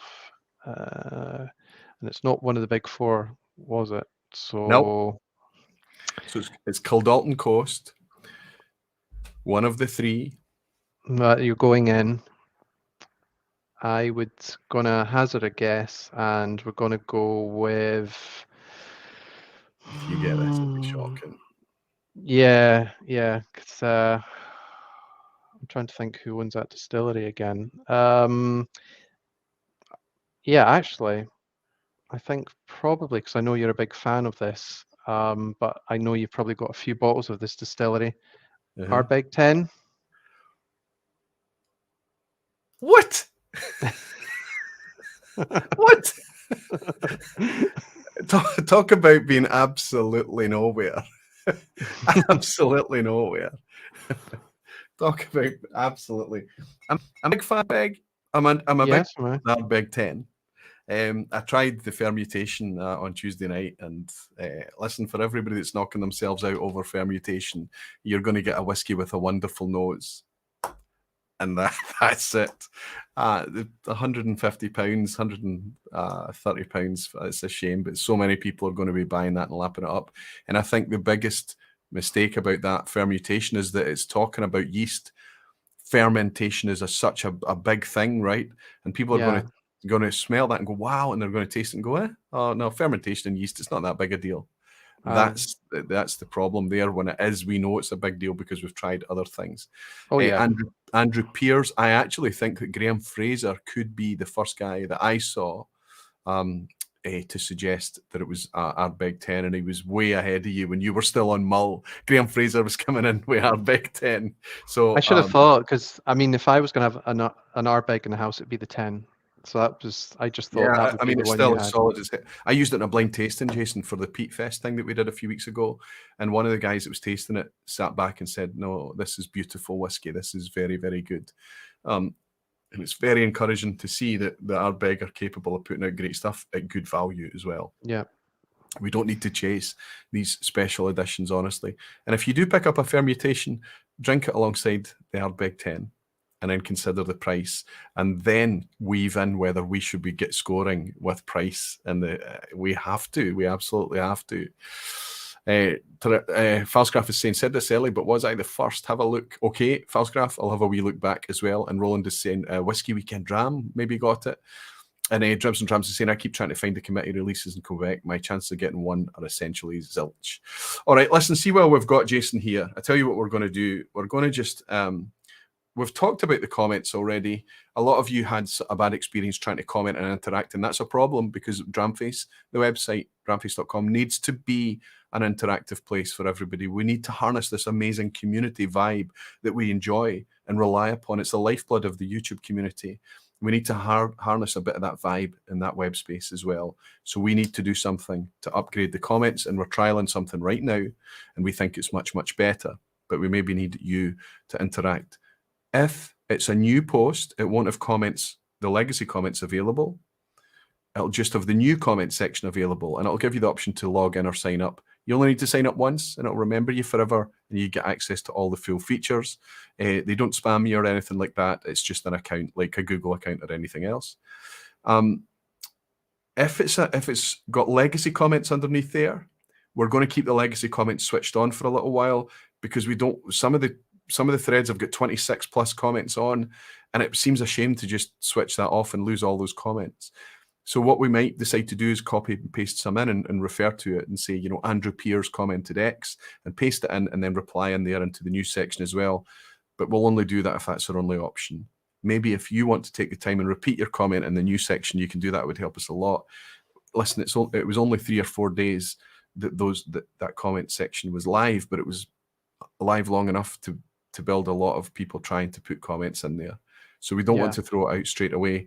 We will have to make a decision in the coming days what we do with that. But we have beefed up the comments section, as we've mentioned. I think as well, you know, because we're self-contained, we're a team, we've got the expertise and all different opinions, but we all come together. That was something we could bring in, which was a big change in a few days, and roll it out, which was great. Absolutely, absolutely. I was doing checking in the background. Rob jumped on it straight away. It was Rob that found the 3 strongest options, and we checked it out, and we tried to figure out the one that had the best features for us. The cheapest one was, unfortunately, it would have been wonderful if we could do everything we wanted it to do, but it couldn't. So we had to go with this one, which is annoyingly the most expensive, but it's the most expensive for a reason. This site has to be alive. It has to have that community interaction and that vibe. Yeah. We've talked about the comments. We've talked about the scoring tonight, and you know what we want to try and do with the scoring is just ask for people to invest a little bit of time, trust us for a little bit, and then work out that the scoring isn't going to be the be all and end all. We're putting the scoring up at the top to indulge the people who don't care about anything but the score. Off you go. Once you've picked up your score, on you go. We think the community are much more interested in the actual take, the context, the profile, the nuance, how it fits into the whiskey landscape, how it fits into its peers on the shelf, all of these things. And that's what the main bulk of the content is going to be built around in the review section. The feature section, obviously, nothing gets reviewed or scored in the feature section, but that's what the review section. So it's built on 3 pillars: industry news and features. Features are our own thought pieces. The main core of the site is whiskey reviews. And as Jason said, next week we're already hitting a point where we can put out daily reviews, which is amazing to be in that position in the first week. 2 things I want to talk about before we go for a Q&A, Jason. The alias concept. Scotty called us out on social media. He's in here tonight. Called us out and said, "Why are you hiding behind an alias?" He's now looked at this. He's now processed the advantages that it brings, and not only is he saying, okay, I'll give it a shot," but he's now in a position where he wants to support it. He wants us to embrace that, because he sees that it's a huge pull, a huge positive, because of the flexibility that it allows us. What's your take on the alias thing? I mean, to be honest, it was probably a little bit, because I'm not, you know, I'm not shy, so I'm quite happy my name's out there and I'll just say it. But I can appreciate why other people maybe are a little bit reluctant, or I know from in the past we've certainly published, not on this site obviously, but reviews from professionals, so like lawyers, doctors, who probably don't want their name attached to a whiskey review as such, but would love to do this sort of thing. And I've spoken to distillers before who would love to do articles as well. So Roy, I think it was Roy, came up with the idea. Yeah, it's definitely my fault. Yep. Yeah, and I think I only ever had one person complain to me about an alias before the site, and I just thought, why not? Because you can play with it. You can do it the classic way and just be like a ghostwriter pen name, and you don't give anything away. Or you can be like myself. You can play with it and just have a bit of fun. And there's other people. You can play. There's probably a guessing game like who wrote today's post on an Irish whiskey. So. It's a bit of fun, and I think it does have really tangible benefits if we can get the industry people to have that alias aspect and actually write some wonderful articles. And a couple have reached out, and I know a couple in the industry have said that this is a really good idea as well. Imagine a scenario where we really wanted to just get something off our chest. One of us just wanted to really have a right rant. We know that it's going to be out of character. We know that saying some of these things is going to be difficult for people to hear, but we want to hear it. So we have an alias that's just a rant alias. People come to know it. It's tongue in cheek. It's going to be said in that way, but there's a point behind it. We can bring a bit of humor, but we can make it so that these things can be said, and people hopefully will judge the words and not what they know about the person behind it. Not because they know about Jason, Whisky Rover's legacy, or whatever it may be. Of course, Jason's going to say that. Maybe if Jason gets the chance to speak not as Jason, people will start to just read the words. And I think that's going to be super interesting for anybody also from the industry as well. Because if somebody steps forward, imagine we had the fortune of somebody saying, I work for X, and I'd like to talk about something I think is going to be valuable to your community. And he submits something through the editorial procedure, and he puts the piece in, and it's a fantastic piece. And then people know who he is and judge him because he's got, him or her, because they've got an agenda or an ulterior motive. That he works for X, he's going to say that, he's going to say that. Whereas if they don't know, if they're just going to contemplate, we hope, the words, in time, as Jason has already said, if you read the first paragraph of the first article that Jason has written, you're going to work out who Jason's alias is. And for not just for that, but also the prolificacy of his work as well. The amount of output that comes out of Jason is incredible. So you're going to know, you're going to see that straight away.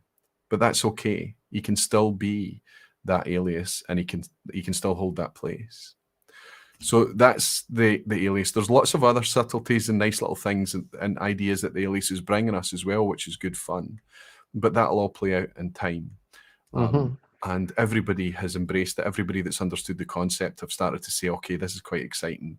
And they've stepped forward and said, let's go with this. Let's run it out and see what happens. Everyone controls their own anonymity. If you need it to be locked down confidential, it will be. And if you want to play with it and declare who you are in the first paragraph, then that's absolutely fine. The final thing I want to talk before, so if anybody's got questions, hold your questions, keep it in. And then at the question and answer point, you can pop them in and I'll try and pick it out from the chat. But the final thing I want to talk about is the podcast. We knew that a lot of things about Dramface was going to be a wee bit tricky to digest at first. So we got together, Jason, a few weeks ago and recorded a podcast a couple of weeks ago. People are interested in podcasts, as it turns out. I thought that podcasts would not be that interesting, but it turns out that it is. There is an appetite for us to move forward with a podcast. I think, I don't want to put words in your mouth, but I think the thinking is that we're going to test the water with members first and see how we go on, see if we've got a solid concept. And we're going to try and interact with the community and feedback on comments and reflect on things that's happening within the Dramface environment and use that as the podcast going forward. And then just invite the team who's available to record it on this evening. Sometimes it'll be all of us, sometimes 2 or 3. And we can mix it up, and we can even have some writers and people that's involved backstage to come forward and participate in the podcast too. I think as well. Yeah, I think we both agreed the podcast that we put out was good, but actually the best chat was when we stopped recording, and that's what we thought we wanted to capture in the podcast, because we must have gone on for another hour after that, just chewing the fat, as we say here. You know, it was really good. Yeah, and that's right. And one of the things that we declared in the podcast was that you and I know each other. We've known each other for a few years now. I know Justine, I know Scotty, but Rob and Alex, they're fairly new to all of us, and not everybody knows everybody else for that length of time. So we would be nice to catch that kind of that vibe as well, and the fact that we're getting to know each other over whiskey too. All of that was good. So we need to come up with a format that kind of loosens us up a bit, and because we felt like we were trying to sell something a wee bit, I think, which is why the first podcast was quite structured. But I thought Gregor McQuee, who hosted it, was excellent at hosting it and keeping us on track.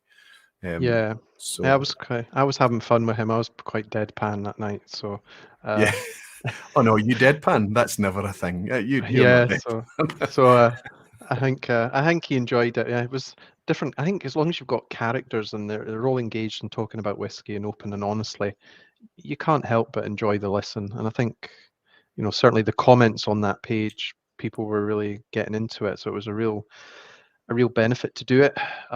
We just need to get Yes. Justine a better microphone. That's the only thing. But otherwise, Well, we've got the I budget now, enjoyed it. thanks to the support.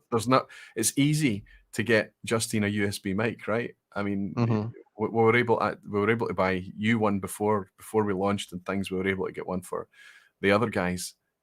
Justine said she had a mic, and obviously she did have a mic. I mean, we could hear her, but I think we need to get her a mic that we can record a nice clean. She's got a lovely voice. She's got a lovely accent, a lovely way of speaking.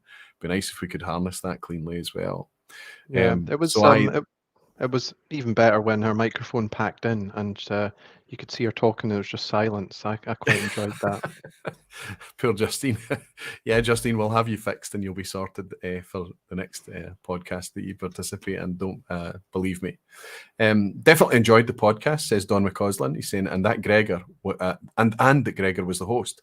Perfect. I agreed. I enjoyed Gregor being the host as well. And I think it's nice to have somebody from outside to kind of take the perspective of you guys a little bit as well and say, we've not talked about the format yet, but if he harvests angles, comments, perspectives, whatever he wants to do, and he can bring it to us and just kind of throw things at us to answer or get the conversation going that way. Yeah. X2S Scotch is saying Aquavete, hell yeah, podcast. So he's up for it as well. Jason McDonald is saying, love the podcast idea. Need another one to go with One Nation Under Whiskey. Now there's just so many whiskey podcasts. There's One Nation Under Whiskey I didn't actually know. Is that the Single Cask Nation? Is that Jess? That's right. So they interview the two owners of the company talk, and they maybe bring Jess in, Josh or and Jason. yep, or they maybe interview people in the industry. So it's a good listen. I haven't listened to. I think they've kicked off the new series. I haven't caught up with it yet, but I agree. I think I don't know if it's because we've all been locked in recently, but people are engaging more with podcasts. It's kind of had a resurgence, yeah. And John Drinks is recommending an Amazon clip mic at Tibbs, having served them well the last 3 years. Well, I got you guys just boom arm USB mics. They were really quite inexpensive. They seemed to work okay. The quality of the sound was okay. So we can start with that, and as things progress, we can. But there has to be an appetite for it. It has to go down well. We don't want to just force things on people, and there has to be a value. So we'll give it a try, and we'll see if it's. We enjoyed getting together, so it might be worth it for that. Chris Brown's here. I got to hang out with Chris Brown at the weekend as well, and that was a treat. Gregor is the Jeff Stelling of Dramface. That's right. He's like the Joe Rogan. Dribs and Drams is saying, when I hosted a podcast, my partner and I got over that sort of awkwardness you mentioned by starting the recording while we were still small talking at the start. That's good because we know that we can edit it out, right? We know that we can just clip it and chop it. So that's a good idea, Dribs and Drams. It really is. And it's nice to harness that natural side of things. Helen, thanks for dropping in the dramface.com link. And apologies to folk that are tuning in for an Aquavite vPub and I'm spending the evening talking about Dramface. It won't always be like that. It'll be back to normal business next week, and I won't be wearing a Dramface t-shirt. I'll be wearing an Aquavite t-shirt. But I think it's a nice thing with a huge overlap and an interest for the people that follow me, and I hope you do get something out of it. So we've covered everything. Let's go for a Q&A. Ask us anything that we have not covered, anything that you're still not sure about, a bit confused about, or you want to suggest something. Now's the time to put it in, and Jason will I've got 2 chat windows up tonight, so hopefully we'll be able to pick it up. Teasers for next week, you've already suggested that there's going to be 5 releases. Yeah. Is that 5 reviews? Yes. What's the spread? Do you know? Is it all Scotch, world whiskies? I know it's 4 reviews and 1 feature, because we do have the feature section. We've talked a lot about scores tonight, but I think the features is quite an exciting area of the site. So we will have 1 feature. I think we've got features for the next 3 weeks, and those take a bit longer, I think, to write. So worth absolutely checking them out. Yeah, there's a feature. Yeah, I think. Yeah. Go ahead. Sorry, go on. No, you go ahead. I'm just refreshing my memory of what's coming. Go ahead. Well, all I did, I wanted to mention that we launched with. Well, oh no, we did launch with the podcast. I was thinking that the podcast was the first feature that we put out, but we launched with everything, and then the first feature that went out was the report on the Glasgow Whisky Festival, and you know that was the first piece of content that went out a full 4 days after the site launched. But the reason for that is that we went live with 36 articles. Okay, now 8 of those were news articles, but you know the balance of 28 that was 20 reviews and features. So there was a lot of content for people to read. So we kind of wanted to leave it 3, 4, 5 days for people to catch up and just leave it out there and see what the reception was and just manage technical hitches, reaction, comments, whatever it was going to be.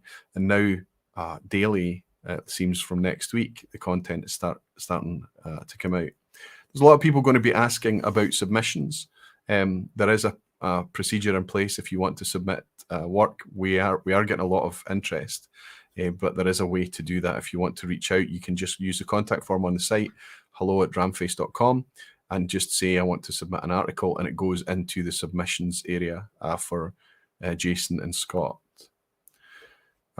Tom Scaramouche asks a good question. Will the podcast be going into Apple Podcast? Yes, Tom. If it becomes a regular thing and people enjoy it, if it becomes more than just for members, then that's the next stage. It becomes a public podcast.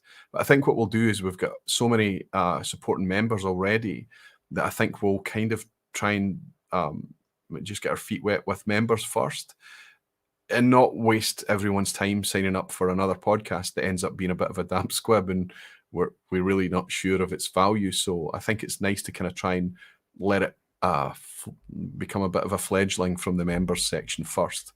The members will use as a bit of a brain trust. The members, to become a member of the site, that's how it's funded. It's the price of a magazine a month, $3.99 per month. There's an annual subscription as well you can save a bit of money on, but if you pay $3.99 a month, you become a member.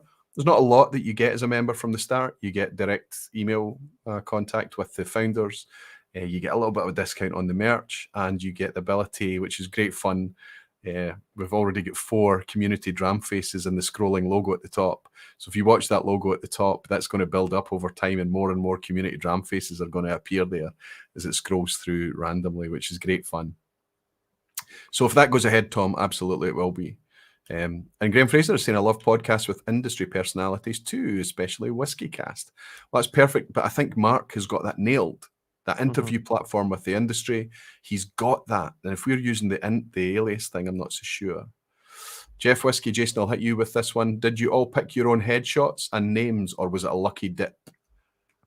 There's a spreadsheet of surnames and first names, and you can pick from that because the theme is Scottish, or I call them Rabsy Nesbit extras, or you can come up with your own. So mine was deliberately obvious who I am, but I think maybe Dallas was on the list, but I don't think Vor was. And I've just noticed Time for a Dram asked if they can download my voice on their phone so they can read the article to me at bedtime.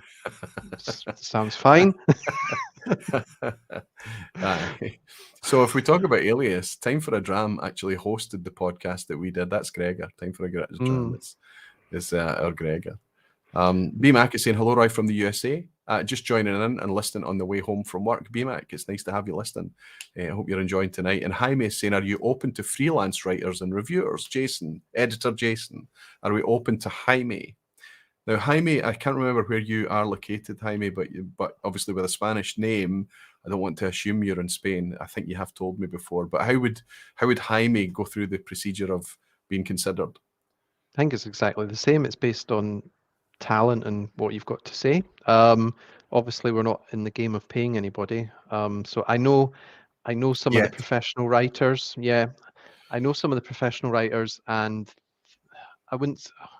It's not beneath them, but they almost feel like if they were to write for free, that sets a precedence. So they wouldn't want to do it. But that's when the alias comes into play, I think, and they can have a bit more fun. So we're open to all submissions. And as Roy said earlier, we've been really impressed by the people that have come forward, wanting to get on board. People that have just been excited by the concept, absolutely. It's really been quite interesting, and it's been In some cases, I'll speak honestly and say it's been humbling.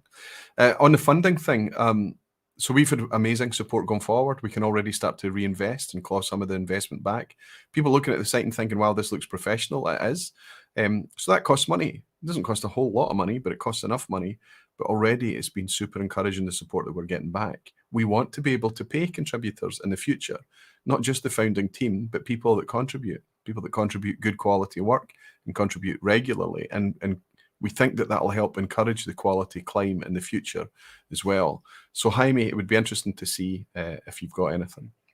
Peter Morris is saying, could there be an edgy article asking industry folk awkward questions, the kind that whiskey enthusiasts would like the industry to be held accountable for? Too confrontational? No, Peter, it is not too confrontational, but that is already what we do on the vPub. There's going to be no difference on Dramface.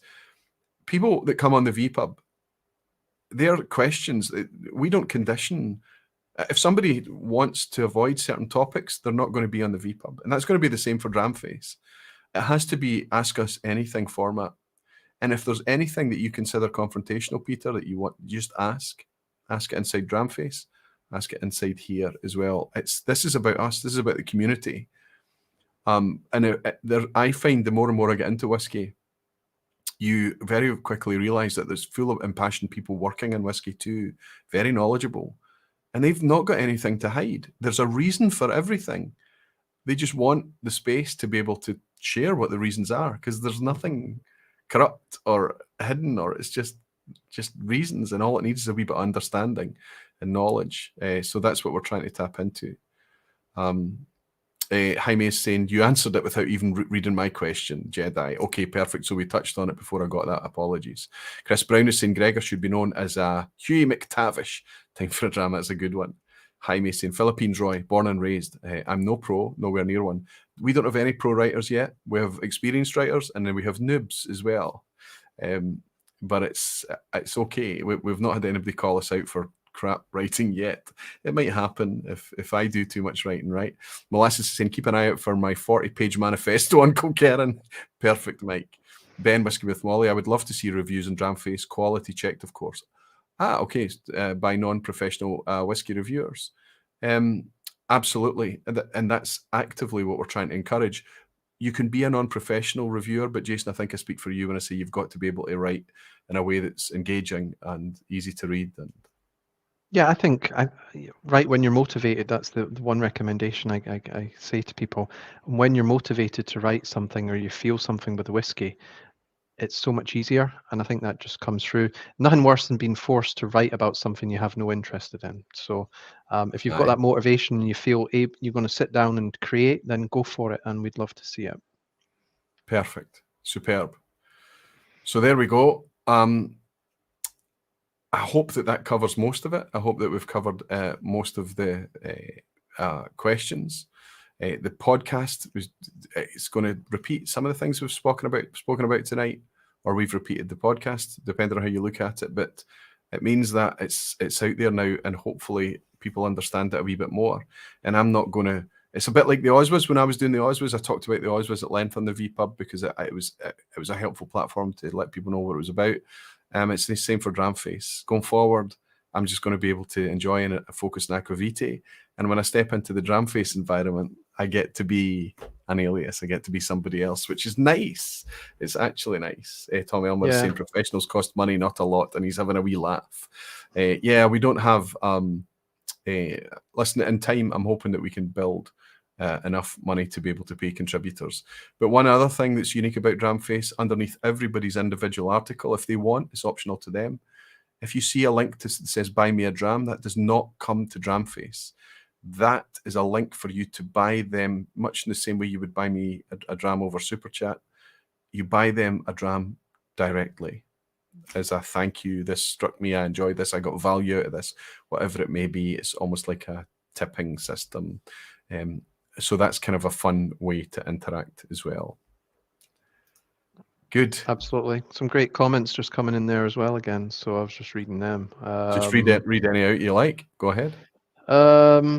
Dibs and Dram saying they're a tech writer and publishing for 20 years, and he thinks it's brave to launch something new at this time, but he has hopes for this, both as a reader and as a potential unpaid writer. So as Roy said, just drop us something. And I wouldn't say it's a slick process, but we all have a read and we have a talk, and then we just get going preparing the article really. And we've been really impressed by the people who have come forward so far. We've got some really good content, because normally when you launch, you expected maybe a month or two, and then you might get some people stepping forward who maybe were on the fringes thinking, what's this about? Is it going to fly?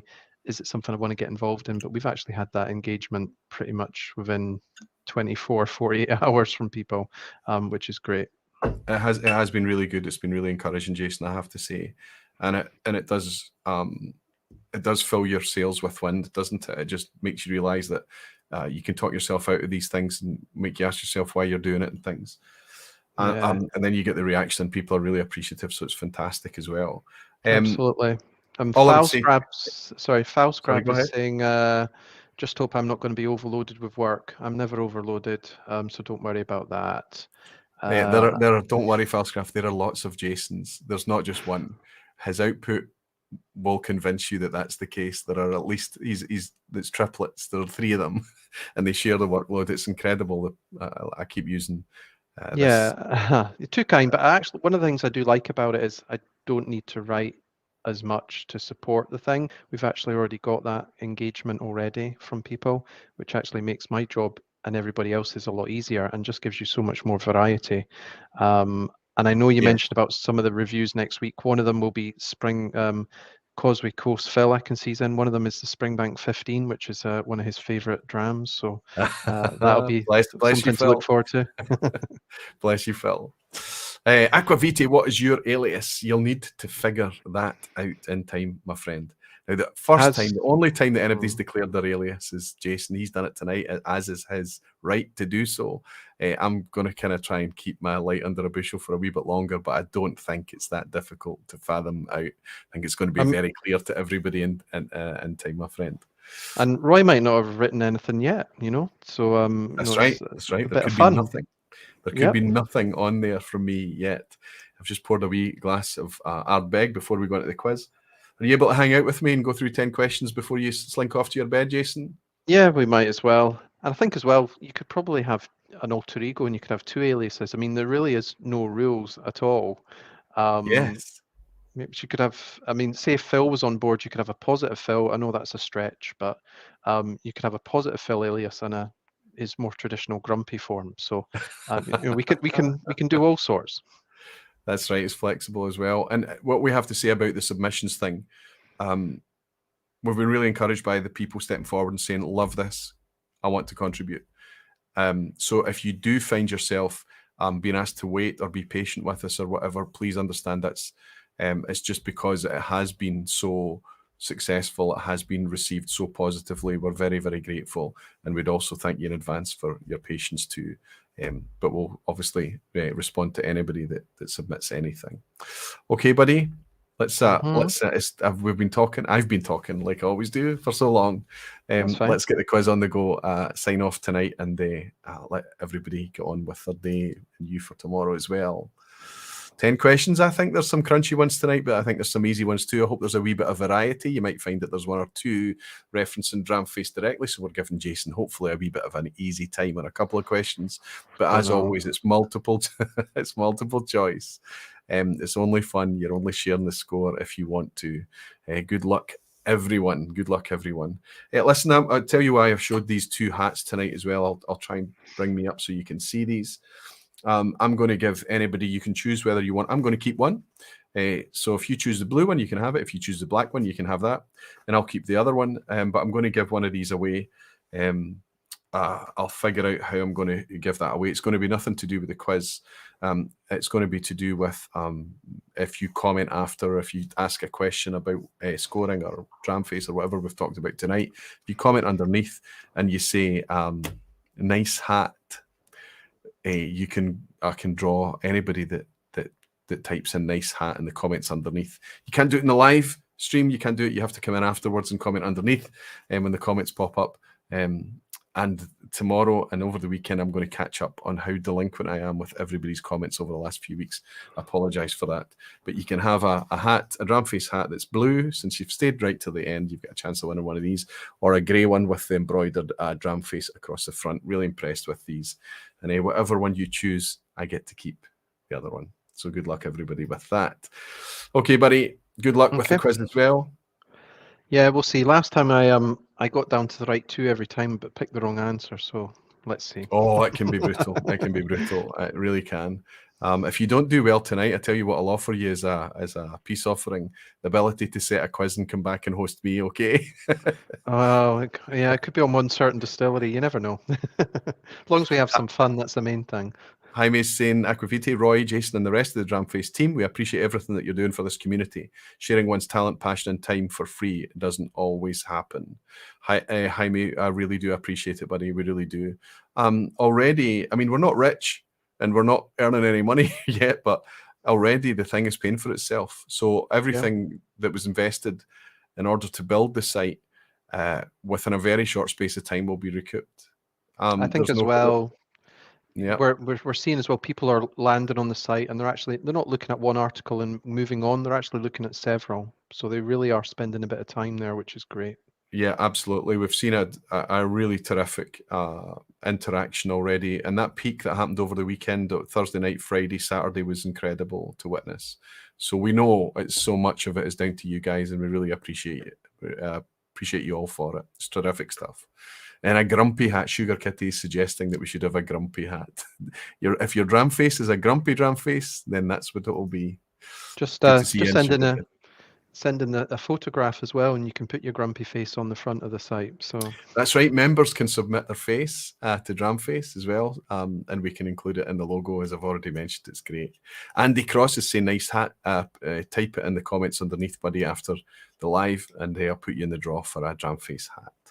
Question 1 on the quiz at the end. Good luck, everybody. Strap in. Which of these 3 northern distilleries is? See, that's why I'm not allowed to write for Dramface. Which of these 3 northern distilleries is the furthest north?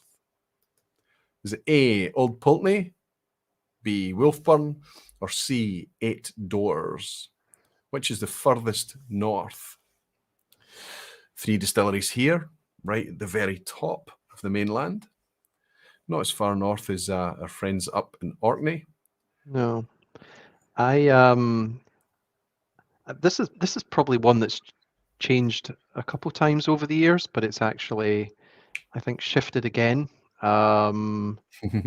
recently, which might be giving people a clue. But I don't think you can go any further north now physically than 8 Doors, if I'm wrong. You're absolutely spot on.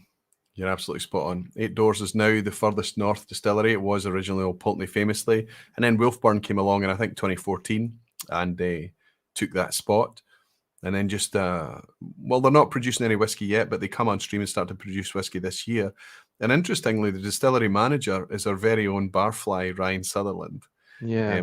So it's wonderful to see him in position there, and it's wonderful to see another distillery away up there in the Northern Highlands. Be good to see what you put together, guys. Yeah, real whiskey enthusiast as well, so it's great to see. Absolutely. Eager. I've got a wee image here. It's just an artist impression right now. Does not look anything. It looks more like a traditional kind of visitor centre rather than a distillery itself. Primary school. Yeah, a bit of a primary school vibe too. If you look at the website, it gives you some scaling, some plans and layouts and things like that. You can see through some cross sections and things, and it tells you quite a wee bit more. But they're well underway. The stills are in place and things. So they are now the most northerly mainland distillery in Britain. And I think you can be the most ugly distillery in the world, but it's all about what you produce. So that's the main thing. So well, we know that that from experience, don't we? Some of the most interesting whiskies comes from pretty ugly buildings. Exactly. So let's stretch this a wee bit and ask which of these is furthest west? Which of these is furthest west? A bit of a banana skin potentially here. Is it A, Lag, B, Oban, or C, Springbank? I think it's pretty tricky, but we'll dwell for a minute and give folk a bit of time. Where are all the doors, says Roland Whiskey Radar. You know, when I was getting set up for tonight, it crossed my mind because the logo of 8 Doors is actually 8. It's obviously symbolizes 8 doors. And it struck me, what's the 8 Doors about? Is it doors to the world? Is it doors to, it's that famous post there where they say, New York, X amount of miles, and London, X amount of miles. Land's End, X amount of miles up in John O'Groats. Is it anything to do with that? I'm not very sure. What do you think is the furthest west from Lag on R and Oban on the west coast or Springbank down in Campbelltown? What would you guess is the furthest west, Jason? It's not Lag because Campbelltown sits to the west of that. And I'm just thinking of the drive because you can drive from Oban obviously down onto the peninsula and onto Springbank. So I'm just wondering whether the Mull of Kintyre sort of thing just curves inward a bit more. I think it's probably quite close between them, but I am going to go for Springbank. Boom. Absolutely right. It's nothing in it. You're absolutely right. It's very close between them. The Milkman's Kid. It's a new name. Good to see you in. He's saying that's not on my map. No fair. Sorry, buddy.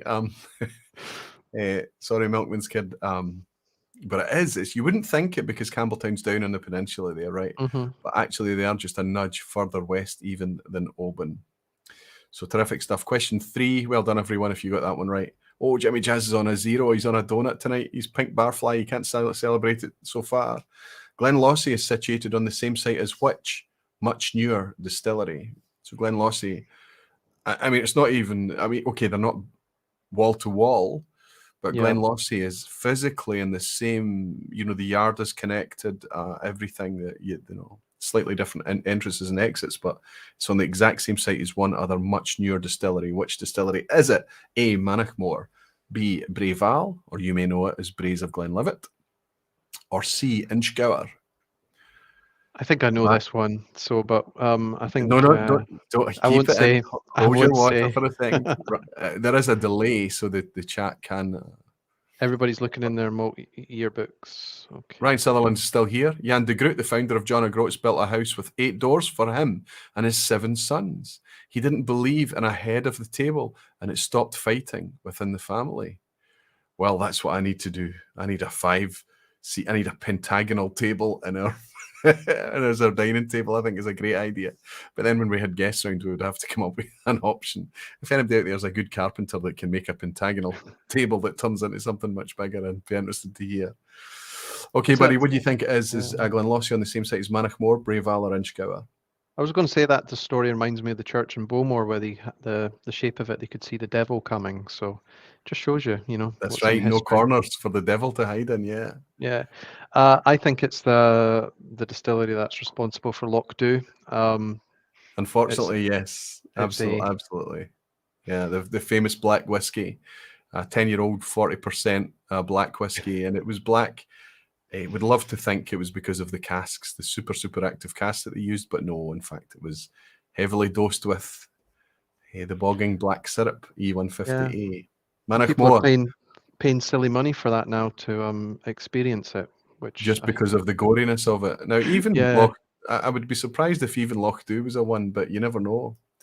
Here's a wee map I just wanted to show, and Google Maps suggested that if I wanted to walk from one to the other, it would be a 15-minute walk, right?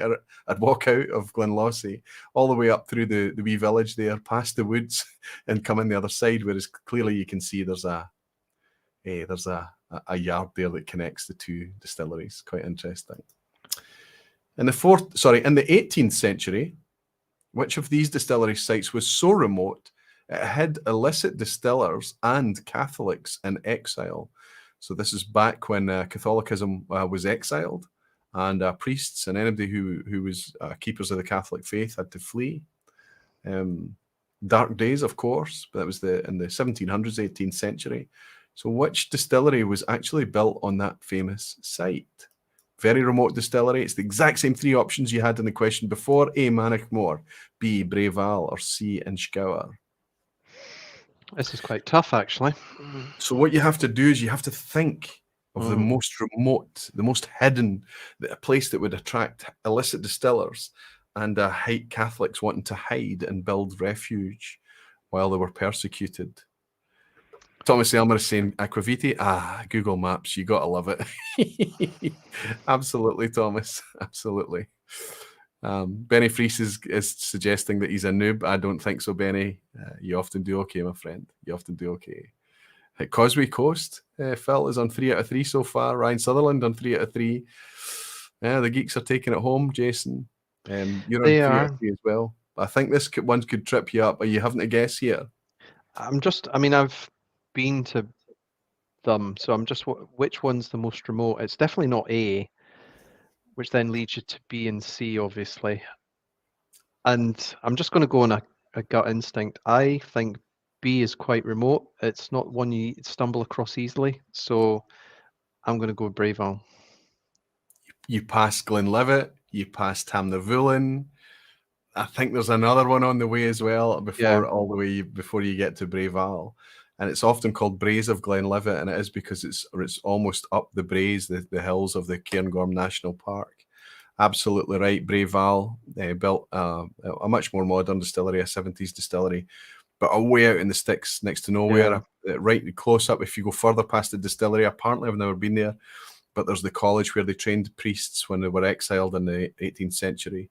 And then when all that was repealed in 1799, Anders Graham Fraser could tell us all about this. They built a church very close to the where the distillery is situated today. Very interesting stuff.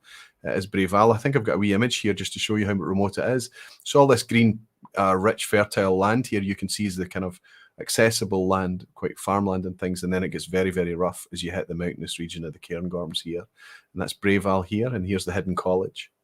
It's a great drive if you're going to stay off the A9 and crisscross that way across. It was an amazing drive when we've done it. So, that was a lucky guess, I think. But I think well done. We're seeing more independent bottlings from that distillery now, and I think it's got value. So, definitely one worth keeping an eye out for. There's Scotty S talking about it was Scallon. I think it's Scallon College. It could be Scalin. I think it's Scallon College. You're right, that's that hidden college I'm talking about. Okay, the picture question number 5. This is a tricky one again. What's the 3 options? The exact same 3 options that you've had. Is it A, Manachmore? Is it B, Brave Isle? Or is it C, Inchgower? So 3 times in a row you've had the exact same 3 options. I think I know this if you think about when they were built, I think that should give you the answer. Unless it's a really sneaky one where there's 2 distilleries on one site, but because there's a few of them in Scotland. So yeah. Well, it's a twin pagoda thing, right? The twin pagoda is not as common as you might imagine. No, Glenalbyn had it, but there aren't many. So yeah. But obviously you're looking at it and thinking this is a distillery of age, which should limit where you're going. The slates, the shape of the pagoda. You can see the brickwork from the outside there, that building is closest to us. What are you going to go for then, Jason? I'm going to go, and I had a really good bottling of this from Cadenheads the end of last year. It's Inchgower to me, that one. Killing it. 5 out of 5. Hit the pass mark. No problem. Superb stuff. I have to say, Jimmy Jazz, Sid Martin, Whisky with Molly, Causeway Coast Whiskies Phil, Hellswood, Willie Dolier, everybody guessing Inchgower as well. They've all been reading the Malt Whisky Yearbook or something, or they're getting their distillery knowledge on. But well done. Inchgower is a twin pagoda distillery. Good deduction. This is a Dramface question, and I've decided, if I'm not going to talk about Dramface every week, is it okay to sneak in like I do with the Aquaviti Barflies page on Facebook? I sneak in a Barflies question occasionally, most weeks. Maybe I'll start to weave in a Dramface question. So if you read the Dramface site, you've certainly got a wee bit of an advantage. If that's horrible, let me know and I won't do it, but I think it's quite fun. This is a Dramface flavoured one. Dallas Vors 7 out of 10 pick of the What Whiskey Outturn was a 68-pound cast strength 15-year-old from where? We gave this away. We talked about it. Was it A, Dalhuin, B, Dalmore, or C, Dalwhinnie? Can I say as well, when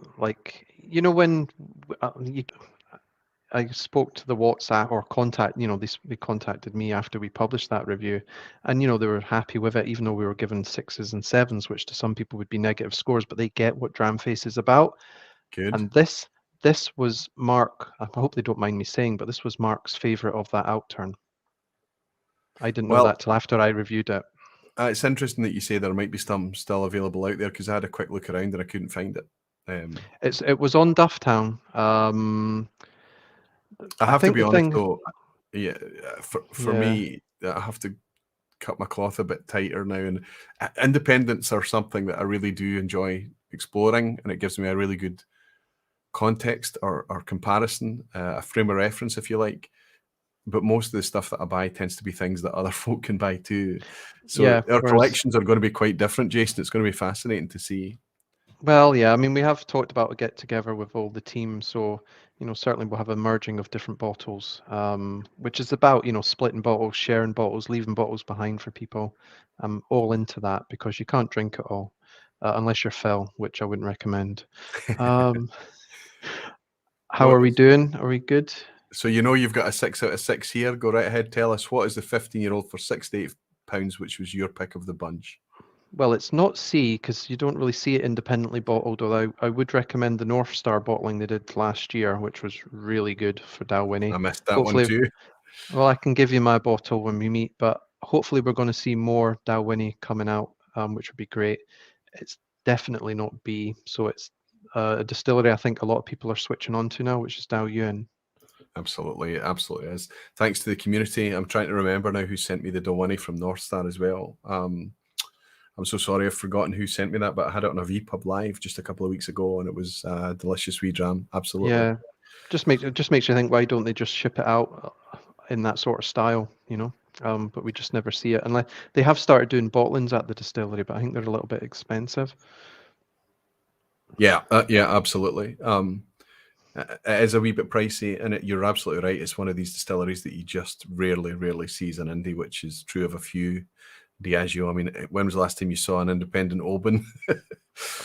I know, but Yeah. you used to say the same about Talisker, but you're seeing them now, so hopefully we might get Yeah. an Oban. Although the production's pretty much spoken for, isn't it? But I mean, Blair Athol you can get now, so That's a much more common thing these days. Absolutely, yeah. absolutely. Okay, question 7, buddy. Which of these malt-producing giants has the most stills? Starting to get a bit crunchy now. Which of these has the most stills? A, Glenfiddich, Speyside. B, Ailsa Bay in the Lowlands. Or C, Roseisle, also in Speyside. Which of these malt-producing giants has the most stills? This is quite tough. I know Roseisle when it came on was pretty big, and I think one man can pretty much run it in his dog, but I don't think they've expanded since. Isa Bay is obviously built on the site of a former distillery, and I think under the radar they've been adding stills, and the people don't appreciate how big that is because it's surrounded by Girvan. Yep. And Glenfiddich seemed to be in an ever ongoing battle with Glenlivet for obviously the #1 single malt, so they need to have that emphasis behind it. So I'll give it another minute, but that's a tough Go question. ahead. See, Tell me what you think. if you put in Glenlivet, I would be really struggling, but I'm going to go with Glenfiddich. Okay. Andrew Pears, I sent you that one, Roy, and I've shared it plenty. Says Andrew, thank you so much. It was you that sent it, buddy. Andrew is a contributor to Malt Review. Fantastic, Andrew. Enjoy reading your stuff, buddy. So you think it's Glenfiddich, and you're absolutely right. If I did put Glenlivet in there, it would have been tricky. But Ailsa Bay has 16 stills. 16. Roseisle has 14. But Glenfiddich has 43. 43. I mean, I think they're on their 3rd expansion now, and you're quite right. Yeah, I think when you visit the distillery, that famous walk, you can go up and down the still house, and it just goes on, and then they tell you, oh yeah, we've got another one like this, Yeah, So. 43 stills. It's quite incredible. There's lots of people in a 7 out of 7 tonight. My goodness. Causeway Coast Whiskey's fellas saying, holy crap, yeah. Question 8. Which whiskey was recently made available once more after closing in 1915? Was it A, Loch Lee, B, White Peak, or C, Limavady? Now, Causeway Coast Whiskey Phil is in tonight. He would probably correct my pronunciation on Limavady, but I think I'm right enough. He slipped a wee bit, though. Phil slipped. He's on 5 out of 7. You're putting him to shame. You're still on a full score here. Well, to be Jason? fair, they've all been Scotch, so you know, I mean, Phil getting 5's a good shout. Like, Yeah, fair play to him. Yeah. um, Klaus Glenn FC. Klaus is on a 7 out of 7, and that looks like a new name, Klaus. It's nice to welcome you in, buddy. Good score on 7 out of 7.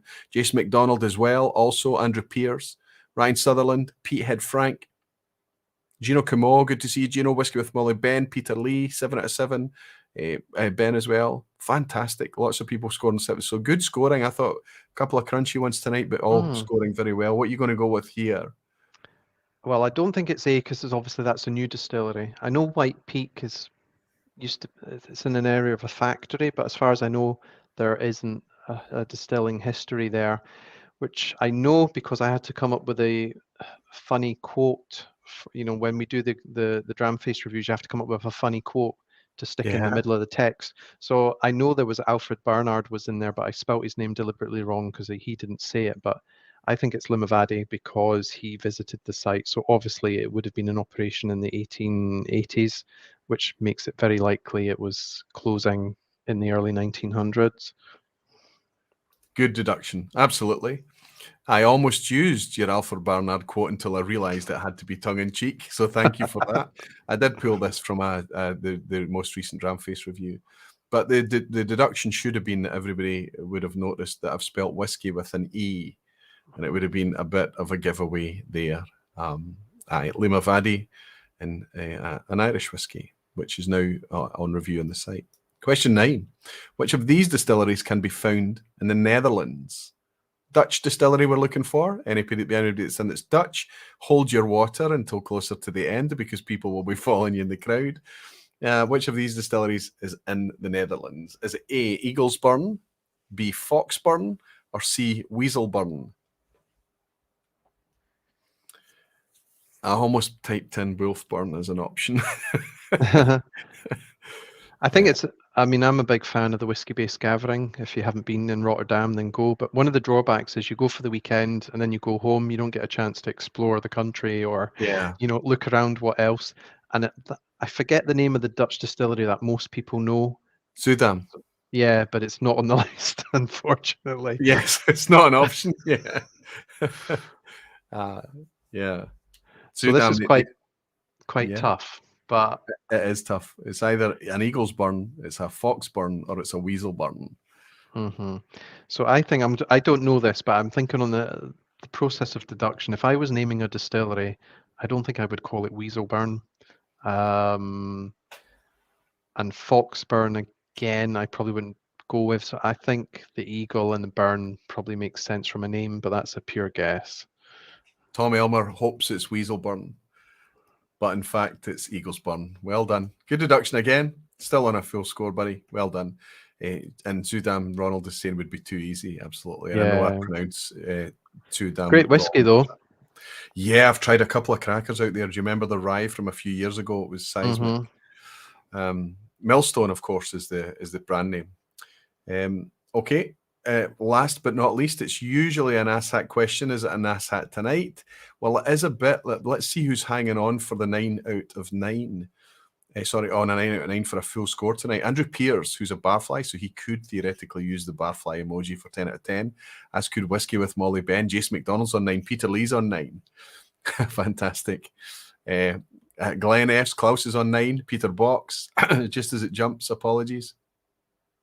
Lots of 9s. Ryan's on 9 as well. Yeah, Ryan Sutherland's on a 9. Yeah, Ryan Sutherland's on a 9 out of 9 too. Fantastic. Terrific stuff. And Ronald, Pete Head, is also going for 10 out of 10. He's saying, okay, let's have a wee. Come on, the asshat. I notice the moderators have to clean up the comments when everybody starts shouting asshat. Here we go. Last question. Diageo, during a stage of unprecedented expansion, and this is what a lot of people don't talk about, from 2008 until 2014, Diageo expanded malt production in Scotland by how much? 19%, 42%, or 76%. Yes, it's an asshat at the end, but I think it's interesting to talk about this stuff in the space of just 6 years. The biggest malt producer in Scotland, it owns 28 malt distilleries in Scotland. But in that short space of time, which for context, 2008 is 14 years ago. This 14-year-old spirit started in this uptick of production. Even 2014 is 8 years ago. Diageo sell lots and lots and lots of whiskey that's much younger than that. There is a ton of whiskey out there in warehouses now. If you go down to Blackgrange in Alloa, if you look at whiskey warehousing at Macallan, if you look at any of the whiskey warehousing sites in Scotland right now, there is a lot of whiskey out there. So what I want to know is how much did Diageo expand from 2008 to 2014? Jason, for a 10 out of 10. Oh, no. You know, when I saw those percentages, I actually thought the question should have been about how much they're going to increase the price of Talisker by, but that's gone. No, we don't. We were so disgusted that we've refrained from talking about it too much. We've talked about walking away, spent putting our money elsewhere. Don't even buy it up at the cheap price to stock up and stack. Don't award them with a spike in demand. Anyway, buddy, what would you guess? 19% A, 42% B, or 76% C? Okay, well, I'm confident it's not A, because I think Diageo don't do things by halves. They're not going to do something for 19%, and I think Tianic got greatly expanded, and there will be others as well. So it's between B and C, and I'm just going on the basis that they don't like I said, do things by half, and obviously they've got their future forecasts about this boom, so I think they probably would have maximized it, and they'll go with C. Oh. 10 out of 10, Jason. Oh, wow. That was lucky, guys. Well done, buddy. 10 out of 10. Absolutely. From 2008 to 2014, Diageo increased their output by 76%. That's malt production. It's incredible. Roseille's in the mix. Roseille came on stream in 2009. That's a huge 12.5 million litres, something like that plant, a huge site. That 76% does not include things like Brora coming back on stream, which has happened since. It doesn't include Port Ellen, which is in the offing. That's an incredible, insane amount of whiskey production capacity. I know that doesn't mean that they're making to that capacity. The capable speed versus the actual speed is different, but it tells a story. Why are the prices climbing like they are? Something is not making sense. We need to stand up and say, no, we're not going to pay money because you're controlling the market. We're going to pay money because we perceive value and enjoyment. Peter Lee's saying, my first 10. Peter, celebrate. My goodness, there's got to be a few 10 out of 10s tonight. That was terrific stuff. Can we celebrate the fact that our guest tonight got a 10 out of 10 as well? That's fantastic. Well done, Jason. Let's have a wee look to see. Lucky, yeah. Well, you did get a couple of freebies, but it's still hard work. Your deduction was spot on. Whiskey with Molly, celebrating 10 out of 10, fantastic. Zach Chastin, Zach is celebrating an 8 out of 10, fantastic. Maltwinian Chuck on a 9, superb. Chuck. Steve Atkins on an 8. Ryan Sutherland got his 10, superb, Ryan, congratulations. Denny Hebbington is saying no. Peter Box has got a 9. Don McCausland an 8, fantastic. Petehead is saying bollocks. This is a Dutchman using English swear words. Petehead is saying bollocks, 9 out of 10. Sid Martin is on a 9 out of 10. Sorry, Sid, something slipped up. Whiskey Radar Roland on a 9 and Orange Wheel on an 8. Gino got his 10s and he's celebrating. How many other 10s can I pick up? Andrew Pierce got his 10. Well done, Andrew. Congratulations, buddy. Aquavite, my first 10, says Peter Lee. I caught that one. Well done, Peter. 9 for Sugar Kitty, Roland, and 2 slow. Rob got a 2 slow and Roland got a 2 slow. A tremendous Hoyt on an 8. Hoyt, that's still terrific. Jason McDonald, 10. Finally, my first one by the skin of my teeth. It feels good, doesn't it, buddy? I've still to get a 10 out of 10 anytime I sit. I've not managed it yet. I got a 9 the last time we did it. The least tricky of the ass hat questions, 6 out of 10 for Fernando. Whiskey with Wally saying Aquavite and my job came through yesterday.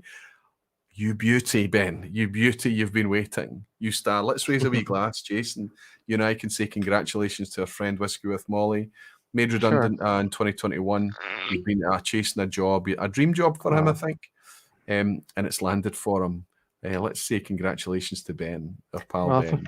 Yeah, I think we we could all do hang out with you the weekend, Ben, as well. That's a good time. The high times can continue, we hope. Congratulations, some good news. Congratulations to everybody for the 10 out of 10s. Congratulations, well done. Cheers. Terrific stuff. Terrific. Barton Halling is in as well. Good to see you. Listen, everyone, I'm just going to say goodbye to my guest, and I'll say a quick goodbye to you as well. Tonight's been a bit of a different vPub. We've indulged just the whole concept of scoring, the whole concept of Dramface and everything that it's about, what it stands for. But I hope it's not going to be every week, as I promised. I hope it just gives you a wee bit more insight in what's going on there. It's a different way of doing things. There's a modern way of funding these things, and it can be funded so that it's more and more valuable to the community. And the more the community invests in it, the more we can encourage more and more quality content, the more the community benefits out of it. And that's surely the way it should be. If the industry or if advertisers pay for our existence, there's surely a conflict. That's what we're trying to build. It's worked very, very well inside the YouTube platform. I'm very, very grateful for it every week. I cannot believe that I get to talk about anything that's stirring my passions.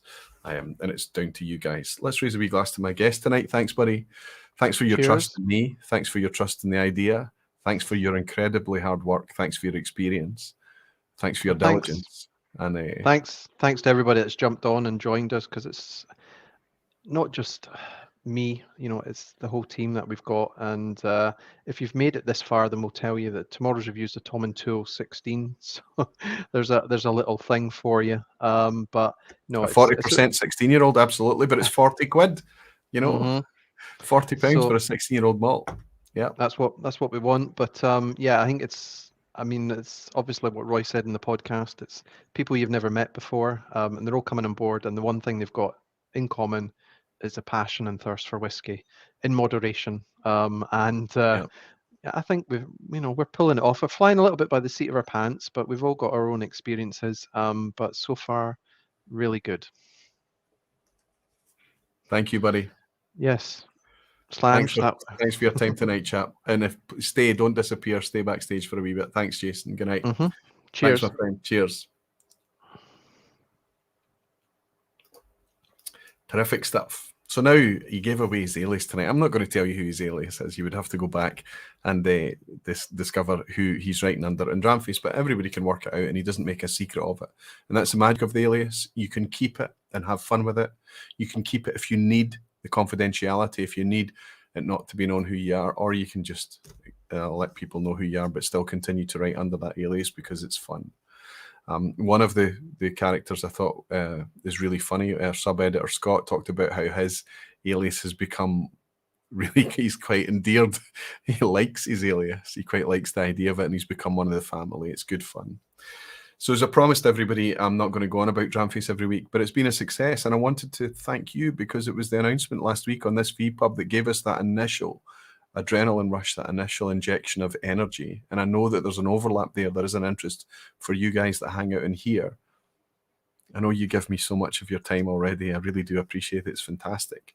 But if you're sitting over a morning coffee or something and you want a wee bit to read something on the bus or the train, the commute or whatever, these articles are meant to be kind of, that idea, that 5 to 10 minute read for the reviews. The features go a wee bit longer.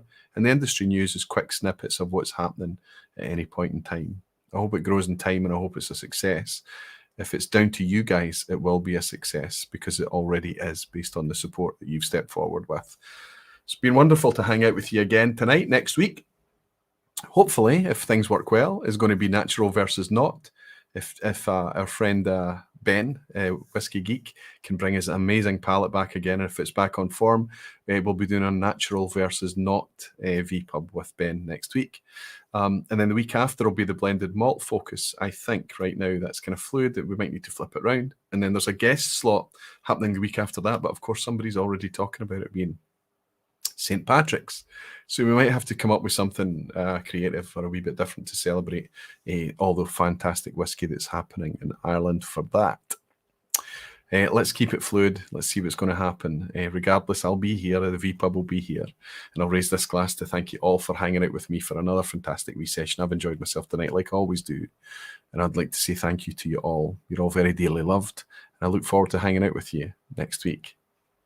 Sláinte.